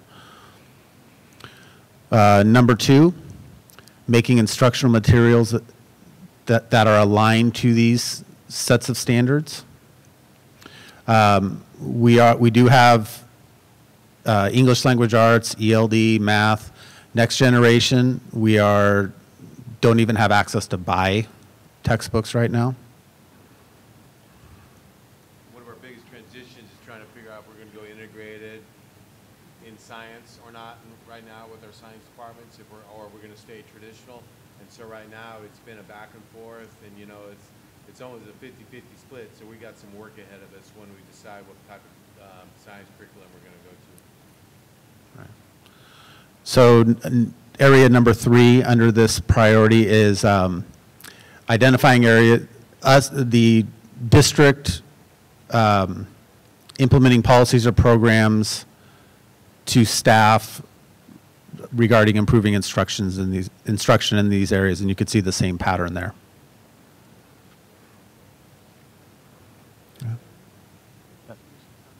I guess what's odd to me is Bidwell, in their STEM approach, had extremely well integrated their social science with their STEM courses. And so I was very impressed with that. So this is at the high school level that we're struggling? Well, With science and she's saying, she's saying social science. But let John answer this, then we want to tell you about something else. Are we talking about connecting the sciences and the next generation science standards? Are you saying social science or science? Hey, both. That's what Bidwell did. They did the speeches from Kennedy. They did space exploration. They did them critiquing the speeches. Right, but because there's not a lot of support out there to do that, basically it's been incumbent upon the teacher to figure out how to do that. And some of them are getting it, but I think as far as it relates to what Jay was talking about traditional versus integrated, there's many trains of thought, and so we're trying to get the teachers on one page, and we're closer at the junior highs than the high schools, but we're not there yet. I think for the high school teachers, it's hard for them to envision going to integrated when that's not what the colleges do, right? So they feel like they need to teach it to prepare the kids the way they're going to be ready, the way the colleges teach it. But I think for the junior highs, they're a little bit more removed from college, so integrated is a little bit different discussion. Okay, so Ted and I want to talk to you about the Triad Grant. It's a partnership with us and Chico State. We're connected to the science professors and the Department of Education that trains student teachers. So we have a content specialist, which is a science specialist. We have a CT cooperating teacher from our district. We have a student teacher, and then we have a college supervisor that's supervising the student teacher. So they work together with their student teaching experience to put together an integrated NGSS science unit. So we have about 15 to 17, almost 20 student teachers that are participating in this each semester with it. And then part of it is to be part of the Triad Grant. We do a 3-day, 2+ hour science overview. Al Schottman's come over and done it 3 or 4 rounds now. We've had about 40 to 50 teachers participate with it. So Al's given a great overview of NGSS standards, how it integrates into what they're going to be doing with their lesson planning, et cetera, et cetera. So we've had a good 120 teachers go through the training with them. Well, in addition, they come up with these amazing units. And actually, I will send you guys an invitation. They are presenting their units December at the college. 7th in the evening. Is it 5:30 to? Is that the BMU? It's in a classroom that's kind of in that new building. Okay. And so the CT, their student teacher, we're all there, and they present the units that they've developed and they've done with students, and they give examples and they do stuff. Then we put it online, so if I'm a first grade teacher, I can go back, whether I was in the project or not, I can open up, go look at the next generation science standard units that they have put together. And in addition, Christy Bankson is our part of the grant. She is paid out of the grant. This summer, they're going to take those units and make the material boxes for each site for those units, and each site will have the unit they can present. Yeah. So we have done a lot with science. We're not that sophisticated, well, whatever, with social science yet. But I feel like science, we're doing so many things. We're on a good track with science. It's been a great opportunity with just to look at the materials needed and to put those integrated units together. I mean, long ago and far away when I was teaching 5th grade science, we did FOSS kits. And it was the same concept, very hands-on, put together units. Worked fabulous as far as science instruction with students. So we're kind of moving back to that kind of structure with it again. My 4-year-old told me he was building a robot because he's going to be an astronaut to Mars. You're a little bit dated on them. That's really exciting. That's exciting information about that triad grant, and I would like to get the information on the presentations when they will be happening. I'll send it out to you tomorrow. It's such an exciting night, and we just get so excited going to it. Yeah, the last couple times we've gone, because I mean, their hope is to funnel student teachers into jobs with us, and that's part of the pipeline with it. So we kind of laughed because we went the last couple times, and I've ended up sitting with a mix that were job hunting elsewhere. It was very disappointing because like, we want to talk to you about a job. Right? Recruiting coming up this spring.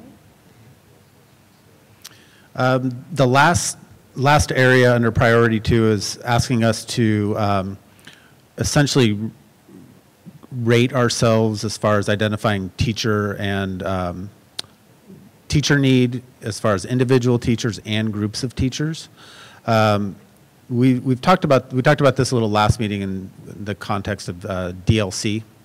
DLC is a major force that drives a lot of our PD, and that's been in place for a few years now.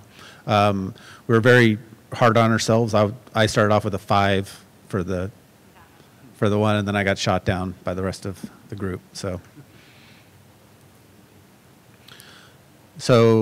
overall, we say we've met, and that we're measuring our progress and reporting out. Okay, priority 3 is parent engagement. We chose, in this case, to go with the narrative. And this is us taking a look at how we seek inputs from parents and promoting parental participation in programs. Okay. And I'm not going to read all this to you, but basically through the LCAP process, we have a number of opportunities for parents and community members to have input into decision-making in Chico Unified. Last year we had 81 parents and community members attend those meetings, and 14 of those, as an aside, were provided translators, so we're doing our best to reach out to all community groups. Okay. In addition, site councils, while not acting on the LCAP, are kept informed.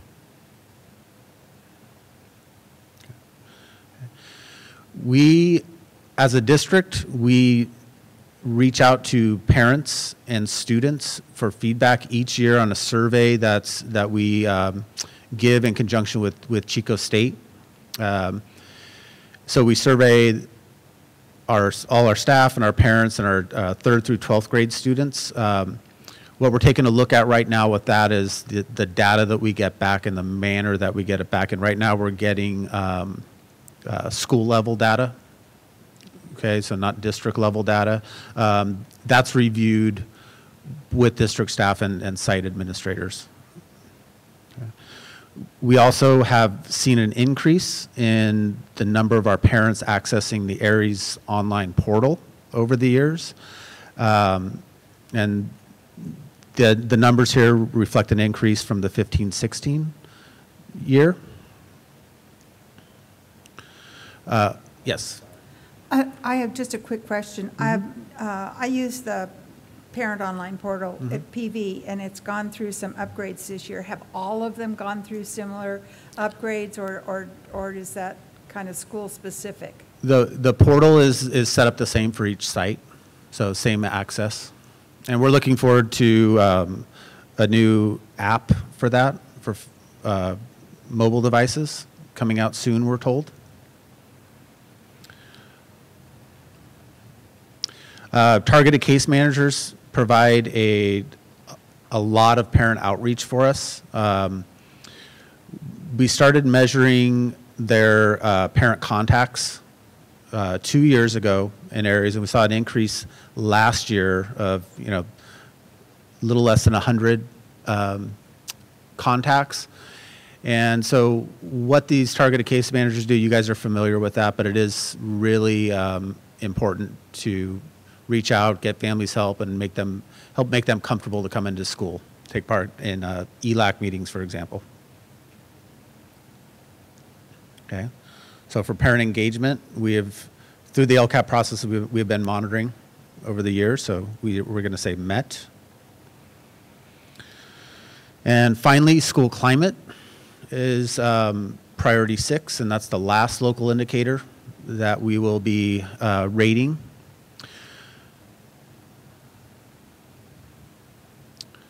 Oops. Okay, so the last, one of the surveys that we can use to measure school climate is the California Healthy Kids Survey.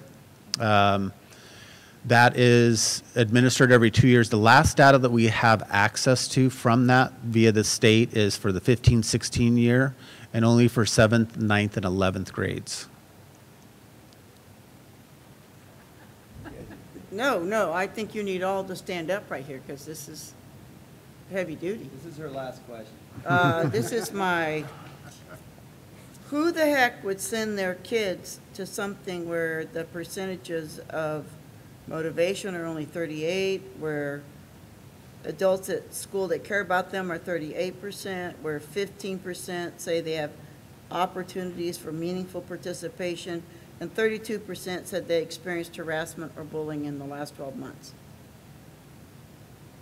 Those were my questions, Kathy. Damn right. I mean, it's every 2 years. It's not something that we control how they ask it, but boy, with no comparison from other school districts or how this is typical, well, you would run. Yeah. You're correct. So No, I am. in the the multiple tiered systems of support, they have a tool called the FIA.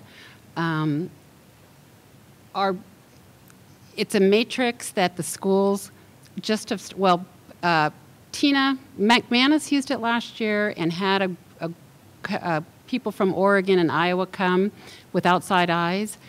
And Bidwell did it also, but they did not have someone come down and look at them.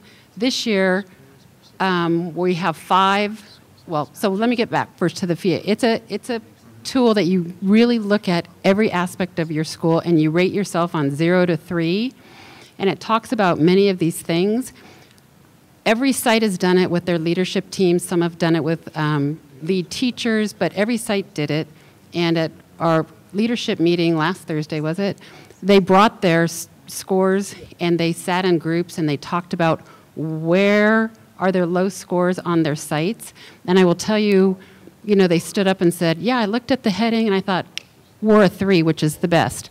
But then when they sat down and went through the matrix and looked at stuff, and it involves many other things besides these issues, they were rating themselves zeros, ones, some twos, very, very, very few threes. And it's self-growth for themselves. They can look at the scores with their staff and say, okay, we need to tackle a couple of these issues. Everybody's picking what is important to them and what they see on their sites. So these things are from different, obviously all different sites. PV, Bidwell, Little Chico Creek, McManus, and Chico Junior are also going to have the people come down from Oregon. They're coming down to meet with all the secondary people and McManus and Little Chico Creek. But then they're going to come back and visit our schools, and they're going to help us.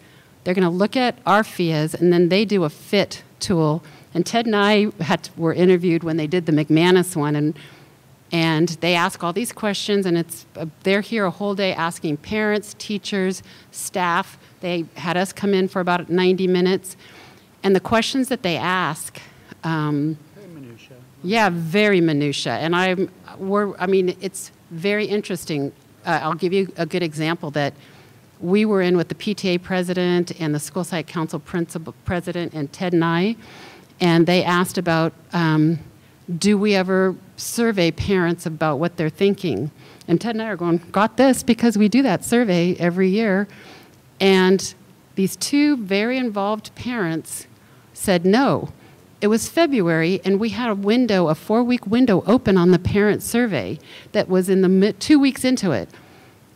And so I said to one parent, you didn't know there was a survey going on? And she's like, no. And I said, well, I think it was advertised in the newsletter. And she says, well, I didn't read the newsletter.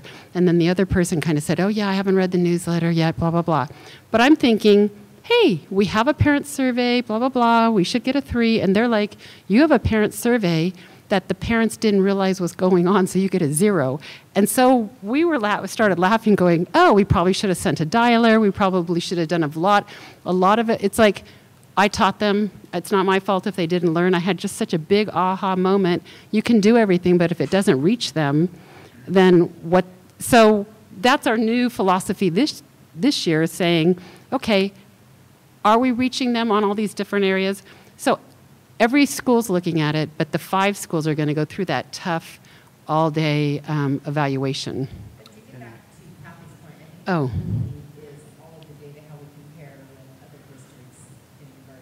Oh, the healthy kids.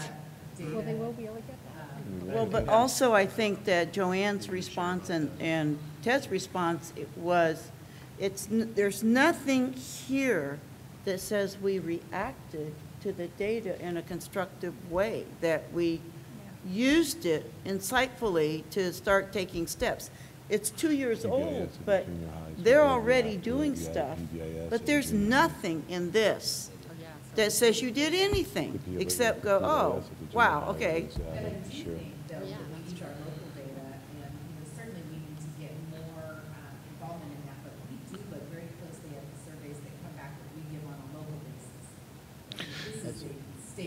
Right. And I don't know how much we prep the students for this particular one, and give them examples of things they should be thinking about. Where I think we do a better job when we do the survey of our students and our parents on our own mobile survey. And so, Kathy, okay, go ahead. And also, I just want to, Eileen, we do give out another survey to all of our students, have to do yearly. That's just not these grade levels that show a little bit, obviously, that we score higher in our data from our students through that, and our parents and how they feel about our schools. 2, we also, one of the things we did react to the bullying part of that, Kathy, we added the PBIS at all 3 junior highs. And so we're going to be fully implementing that this year. They're going through all the trainings. Bidwell's a little bit ahead of the other 2 because they started it last year. But we're hoping that, again, keep addressing what's going on on our campus. We're not a blind eye to the bullying and what every kid has to go to anymore. But another stat on there, Kathy, I think that what really bothers me too is the 38% report feeling that they don't have an adult on campus. Because if a student feels a relationship with somebody on our campus, all those other percentages are clearly going to go up. I mean, they feel that they have somewhere to go to talk about being bullied, they're going to go somewhere. If they feel that their teachers care about them, that they're going to score higher, or they're going to be more motivated in their academics. So if we're going to go off truly this data, that was one of the conversation pieces that I would have with our staff about how our kids are feeling about that. So I'm suggesting that there should be a footnote or something here that talks about your responsiveness. You know, another interesting thing, if you read Danny's article in the newspaper about touching Spirit Bear, reading the book, and the author going to all 3 schools. That's another. Actually, a psychologist came to talk to teachers about mindfulness, and just yesterday I said to him, oh, and all the kids are reading this book. He read the book overnight before he came to the elementary principals today, but that's all about being kind and anti-bullying. So there's a lot of different things happening. And I like the, I'm sorry, Aaron, go ahead. I was going to chime in because we give that yearly survey to our parents and staff, and to me it's a disconnect because when I look at some of these indicators, we have similar questions in our yearly one also, and our average score typically hovers around about a 4 to 4 point something out of 5 on it, which to me kind of reflects, more in the 80% are feeling like things are on track with, adults that are connected to me, et cetera, et cetera. So I don't know why. It's a good thing for us to take a look at, though. Well, and that reminds me of one other thing. When we met about the FIA, the junior high principals had already met with Jay, and they talked about the parent survey that they get once a year. They have developed a survey monkey of 4 or 5 questions that they're sending out now to parents, and then they're going to do it 2 more times during the year because they said, why are we not touching in or touching base with the parents more frequently? So so they did send their survey to all the sites. Formative assessment type, yeah. So we can grow as the year goes on and not just try to react after the year is over. Yeah, I'm confused because I thought that what we were looking at here were Chico Unified scores. Yes, no? Yes. When I participate in the LCAP and we look at the parent surveys That's the other survey. That's the survey we're focused on the future. We're in partners with the college, and it's massive. It has pages of student input. This is a survey that goes to the classrooms. They bubble it in. What you're referencing, what I was referencing also. Yeah, exactly, on the same line. I didn't see this same trend in those surveys that we reviewed at the LCAP. However, there was a problem with that because of the percentage of participants was varied. But clearly the statistics, especially on the issue of feeling that they have an adult at school that care about them, was much higher on the individual surveys that we saw at LCAP. And also, the high academic motivation was through the roof on the surveys I saw. And so I'm concerned. Yeah. So the California Healthy Kids Survey, just to bring your attention to it again, this is 7th, 9th, and 12th graders. The district focus in the practices is to focus on our local survey results that are given at a much wider span of grade levels. And we do see different results. The problem is the current setup right now, we don't have district level data. It's only site specific. So what generally happens is, well, not generally, what happens is there's a reflection at the site level with district staff on those survey results. This is one indicator that we will, the California Healthy Kids is one indicator that is mentioned in the dashboard process. So that's why it's included. We will see, how that, if that continues or what happens with that over time. But we look at multiple measures for this. Yeah, well, I absolutely do not want to see us discount these statistics just because they're in a bit of a conflict with the other way that we survey and sort.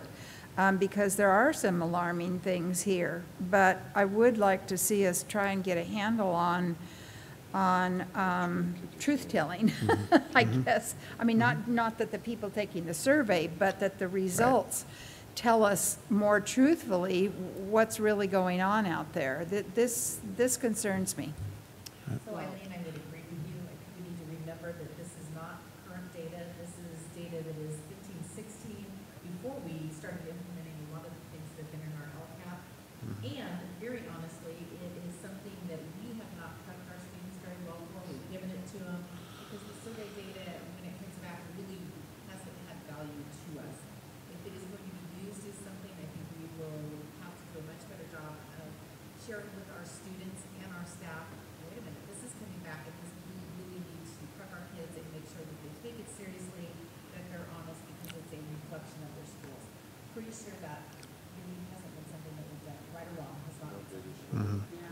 Yeah, another thing to keep in mind is this dashboard that we're discussing, kind of to answer Kathy's question about why isn't there what did we do about it in here. The dashboard is meant to, first of all, we have a limited number of characters, okay, that we can input. It's meant to be a quick, concise look and essentially show the community and the state that we are measuring, we are looking at it. We do have actions in our LCAP that address these, in a lot of cases, these same concerns. We do go on to mention the surveys that we're just talking about here in this school climate in priority 6. And it mentions, review by district site and school site councils. We also wanted to mention the Athlete Committed. Through the Athlete Committed program, we do administer a survey, the results of which are reviewed by the coaches, admin, and parents and students. Okay. So priority 6, we are measuring school climate. We all recognize that there's definitely room for growth, as we see in all of these indicators as well. But for priority 6, we are met. Okay, I think we're good. Yeah. Thank you so much. Yeah, Appreciate it. Total sidebar, Chico High split the first 2 sets. They are in the middle of set number 3. PV dropped the first 2 sets, but they are up 8-3 in the 3rd set.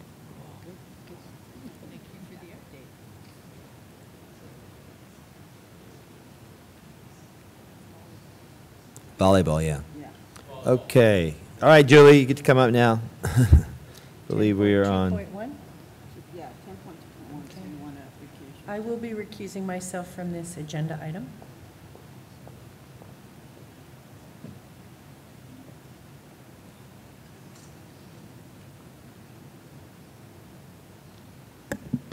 Good evening. Thank you for your time this evening. As I have done on several occasions now, I'm bringing forward recommendations from the Measure K Charter Facilities Committee. They met and have brought 2 allocations forward.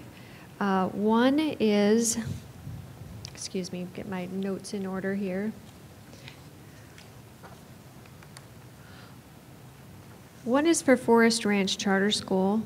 On August 7th, you agreed to fund a new dishwasher at Forest Ranch Charter School. And once they started to put it in, they realized that the electrical was not in the right place and the pre-wash nozzle was broken. So they had to spend an additional $938.10. So we're asking for approval for that. Yes. So are we able to split these 2 items and vote separately? Yes. Okay, that is my motion, to split the 2 charter requests and consider the Forest Ranch dishwasher first. Okay, thank you. Do I need a second on that, or? I got lost. I Yeah. second if it needs to be a formal motion. All right. Okay, I wasn't sure. Okay. So Okay. Yes. So I'll ask you then to approve the $938.10 for Forest Ranch Charter School for their dishwasher. Okay, so we have a motion and a second. Any other discussion? Any discussion from the audience? Seeing none. All those in favor? Aye. Aye. Passes. Thank you. So the second item is for planning funds for site evaluation for Blue Oak Charter School. Blue Oak, as you know, is in a commercial building off of East Avenue. They are overwhelmed with their lease payments that have been getting larger and larger and larger every month. And they really need to figure out what they're going to do with their facilities. They need professional guidance and from a consultant to evaluate their current site and if it can be made suitable for them, and if they can purchase it, or whether they need to look at moving to another site. So they're asking for $35,000 in planning funds. So my question was, and that aspect wasn't included in this, is they had a negative audit report in 15-16. And so I was confused about how somebody with a negative credit report could consider buying a facility, and now you say they can't even afford the lease payments. So, I mean, I'm a little bit at sea about these alternative financial pictures, I guess. I'm not an expert on their finances, but what I do know is that they are supplemented from some kind of state grant for their lease payments. However, the agreement that they entered many years ago gets larger and larger every year. And so they've gotten to a point where those payments are too large to manage, and they need, that lease ends next year. So they only have one more year left on it. They need to figure out where they're going to go and what they're going to do, and they won't be spending nearly as much, on the lease payments, hopefully, if they can come up with a better facility situation for themselves. They don't have the resources in-house to do the exploration that they need to do to figure out where they're going to land. So that's why they need this money. And so did you clarify that by saying they would have to stay with at least one more year, and this is the time period that they're using, or excuse me, could they potentially do it faster? Get out of their lease faster? Yeah, I mean, I don't believe so. I think they're stuck with their current agreement for one additional year. So the money would be used to assess what to do as an alternative in this next year? Correct, moving forward. Okay.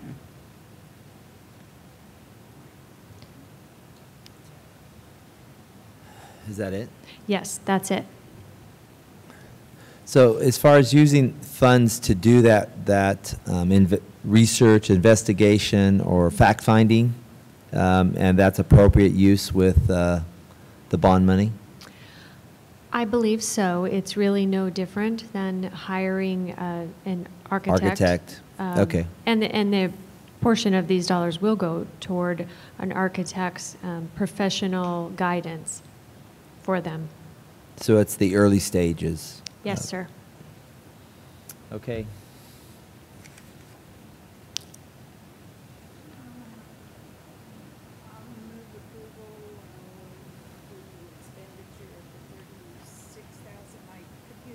$35.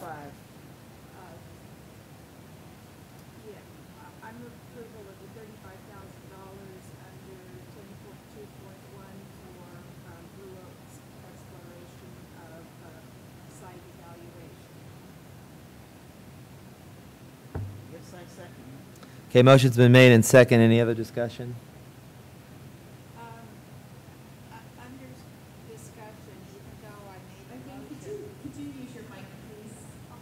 I'm sorry, thank you, yes. Under discussion, I am expressing additional concern as Board Member Kaiser that the financial situation for Blue Oak is concerning. And if you are indicating that this is an appropriate under the Measure K bond criteria, I guess I'm okay with it because they have to make some decisions. But I'm very concerned that this worked for them because it's a situation they need to solve quickly. Okay, so any discussion from the audience? I see none. All those in favor? Aye. Reluctant aye. Okay, motion passes. Thank you. 10.2.2, and let's grab Linda before we start. I'll get her. Okay.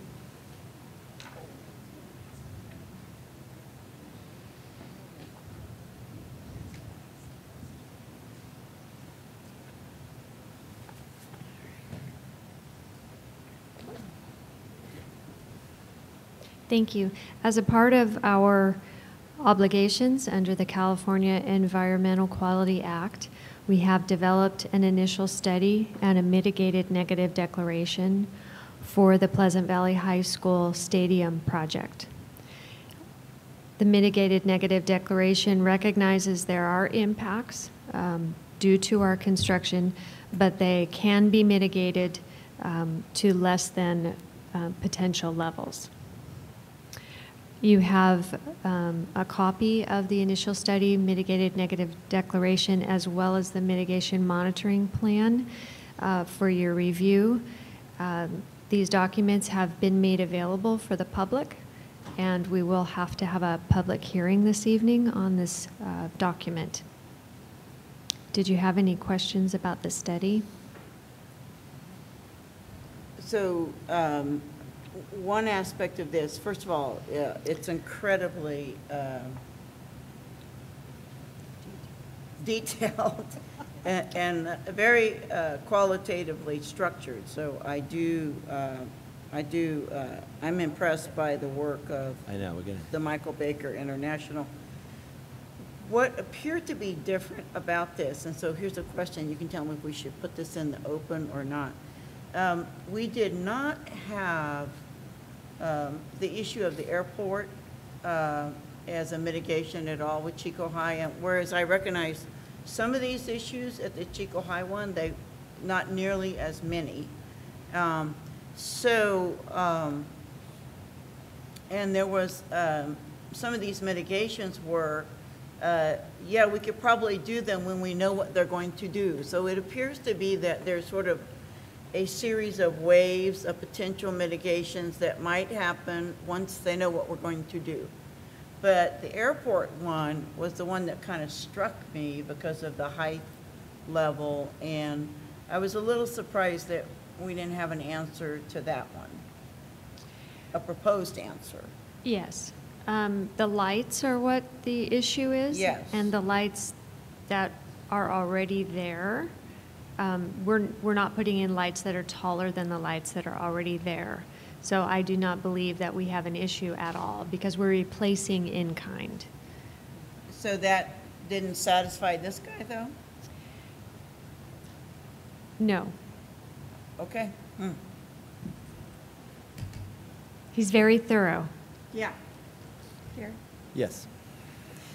Julie, one of the other issues that I didn't see covered was the impact of the lights on the observatory. I know when we're up there using the observatory and there's a game going on, the infiltration of the lights, even up there, really impact two of the presentation areas up there at the observatory. Was that not at all even brought up? You know, it wasn't. It wasn't discussed with the consultant that prepared the study. However, I can tell you that the new lights, the LED lights, and the way that they're engineered are specifically designed to contain the light to the stadium and direct it on the field. So I strongly believe that the lights will have less of an impact than they have previously. That will be wonderful because it really does make a big difference. I've spent some time up there. It's a wonderful thing in our community, and it would be nice if there was less of an impact. Thank you. You're welcome. Okay, so this is an action item. It's a public hearing. I need you to open it Oh, up. okay. Okay. And an So, action item. we will open the public hearing right now.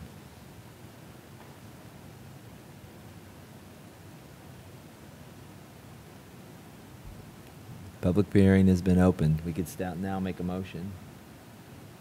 I move the approval of 10.2.22 on the Pleasant Valley High School Stadium renovation project initial study as mitigated negative declaration. I'll second that motion. Okay, motion's been made in second. Do we have any other discussion? I see none. Any from the audience? I see none. All those in favor? Aye. Passes 4-0. And now I can close the public hearing. Now we're moving on to 10.2.3. Thank you. We're bringing forward a recommendation for the use of 2017-18 one-time dollars. The recommendation is to spend half of the dollars on compensation, yet to be determined with bargaining units, $400,000 for playground equipment replacement, and $460,435 for curriculum and textbooks. The recommendation ultimately was generated from my office initially, was reviewed with Education Services leadership, and we bring this to you as both from Business Services with the support of Education Services, I believe. Again, the intent was to look at ways of one-time dollars lasting us many years while providing a specific need, but also then recognizing that our employees are a priority within our budget and any new dollars, and we put compensation as part of that high priority for our employees.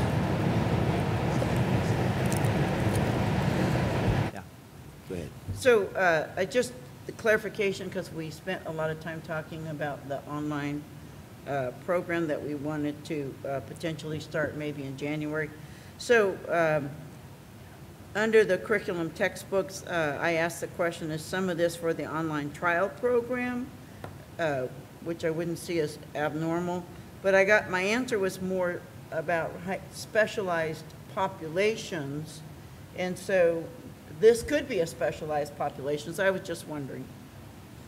Yeah, I think technically it could go for curriculum for that program. I think this is in recognition of the fact that we have to complete our world languages and our junior high ELA adoption, which have turned out to be very expensive to the tune of about $250,000 per grade level. And in addition, we have, as noted earlier, new science books coming out because the framework is now complete, and we have science teachers that are eager to get into those books and order them. And unlike the adoptions over the last years that have been primarily contained to secondary, science would be, in all likelihood, moving towards a K-12 adoption.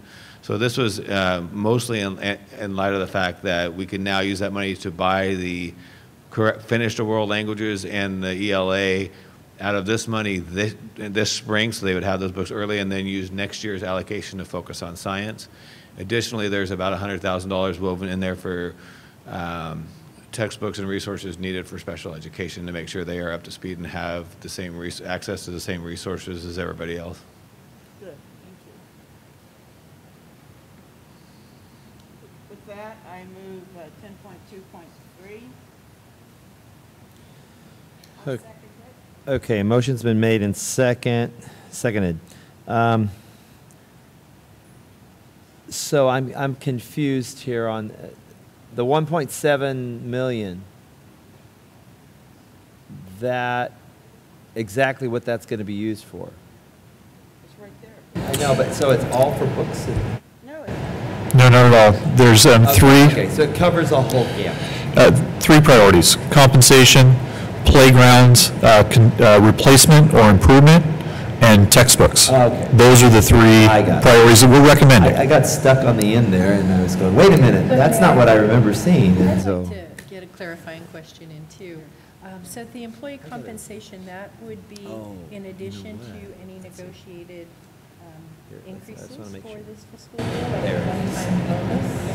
I think it needs to be part of negotiations that occur at the table, but it's an earmarking from the board of those dollars to be used within that environment. All right, very good.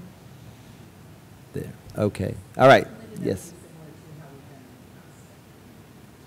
Okay. Motion's been made and second. Any discussion from the audience? I see none. All those in favor? Aye. Passes. 4-0. So now we move on to 10.2.4. Okay, so this is a little technical, so bear with me, because we're going to use a couple terms that are interchangeable and can be a little confusing. Redevelopment agencies existed until 2012, and then they were eliminated. In Chico, the RDA, the redevelopment agency, was really run through the city administration. The city took over as the successor agency to the redevelopment agency, still the city. And Chico Unified is a taxing entity within the former redevelopment agency. That's kind of the players. The successor agency, the redevelopment agency, would like to refund bonds that exist in the former RDA. This is something that would save taxpayers dollars and would provide additional money to other taxing entities. However, for Chico Unified, any increase in the pass-through revenues will be applied against the local control funding formula, because these are entitlements, and will not bring in additional dollars. So the successor agency has requested that we subordinate our future tax payments, that in the event, well, to make the bond repayment on the refunding a priority. In other words, if things fell apart, those tax dollars would go towards repaying of the refunding in priority over any payments to Chico Unified. Now, they provided an analysis with their initial letter requesting this subordination, which showed that there was certainly capacity based on all projections that they could not only meet the obligation of the refunding, but that they could also continue all those pass-through and entitlement payments to the taxing entities. We submitted this information to our consultants, Public Economics Incorporated, which I would say would tell the board that is the company, and specifically I'd give credit to Dante Gamicio, who wrote the redevelopment agency agreements back in 1980 and has a very in-depth file of the RDAs and the agreements that were reached with Chico Unified. He did an analysis very quickly, determined that there was a couple missing components in the successor agency's analysis, and confirmed that with their financial advisor. We did the analysis, and actually shows there is additional capacity, so even less of a risk for Chico Unified to subordinate any payments. So in talking with our consultants, in reviewing the analysis, in an understanding that this is good for the community, and that really very little risk is applied to any pass-through or entitlement payments for Chico Unified School District, we went ahead and signed a letter of acknowledgement of subordination, because the due date was on November 13th, and we are bringing forward that to the board for ratification. So is there a dollar bill in this for us, or just quarters on the record? There's no money for Chico Unified School District. It is good for the community, it's good for our taxpayers in our area, and very little if no risk for our district. Okay, so we need a motion. I move approval of 10.2.4. 2.4. 2.4. I second. Okay, motion's been made and second. Any discussion? This is like what came first, the chicken or the egg type thing? Yeah, and Kevin, thank you for managing the walkthrough of this process. I hope it wasn't as complicated as you just made it sound. Well, this is an important issue for Chico Unified that isn't readily known. We receive entitlement payments through those former agreements, and we will continue to receive those as long as there is debt within the successor agency, and there are 30-year bonds. And these refundings don't shorten that term. So there's still, the terms are there, it's just a lower interest rate. But in 2038, with the possibility out to 2045, those entitlement payments could potentially end. And to date, it's about $2.4 million for Chico Unified that we use to fund our RRMA, our routine restricted maintenance. The projection out to 2038 is over $8 million. So in 2038, either the legislature has to address this, or Chico Unified is going to have to consider some sort of a tax, parcel tax, or some other revenue stream, or we won't have dollars to really maintain our facilities. And we're not alone. This is going to be a statewide issue.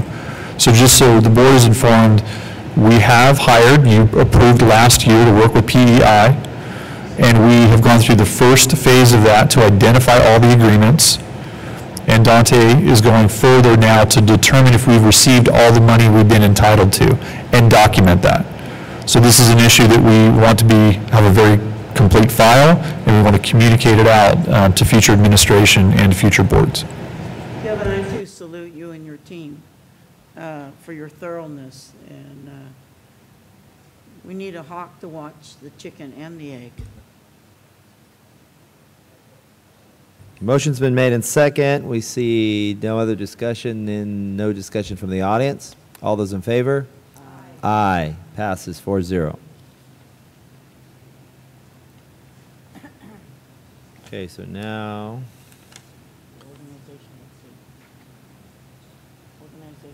Yeah, 10.3. Yeah, that's what I said. 10.3.1. So item 10.3.1 is where the board sets their organizational meeting. We are recommending that we do that at our December 6th meeting. And at the organizational meeting, the board will determine your dates, the board meeting dates for next year, the times for those meetings, if there are any changes to the order of the agenda or things that you would like on the agenda. 10.3.1. Motion's been made. Second? Second. And a second. Any other discussion?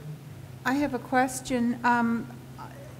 Even though the organizational meeting will set the meeting dates for the year, we've already done a tentative schedule on board workshop dates.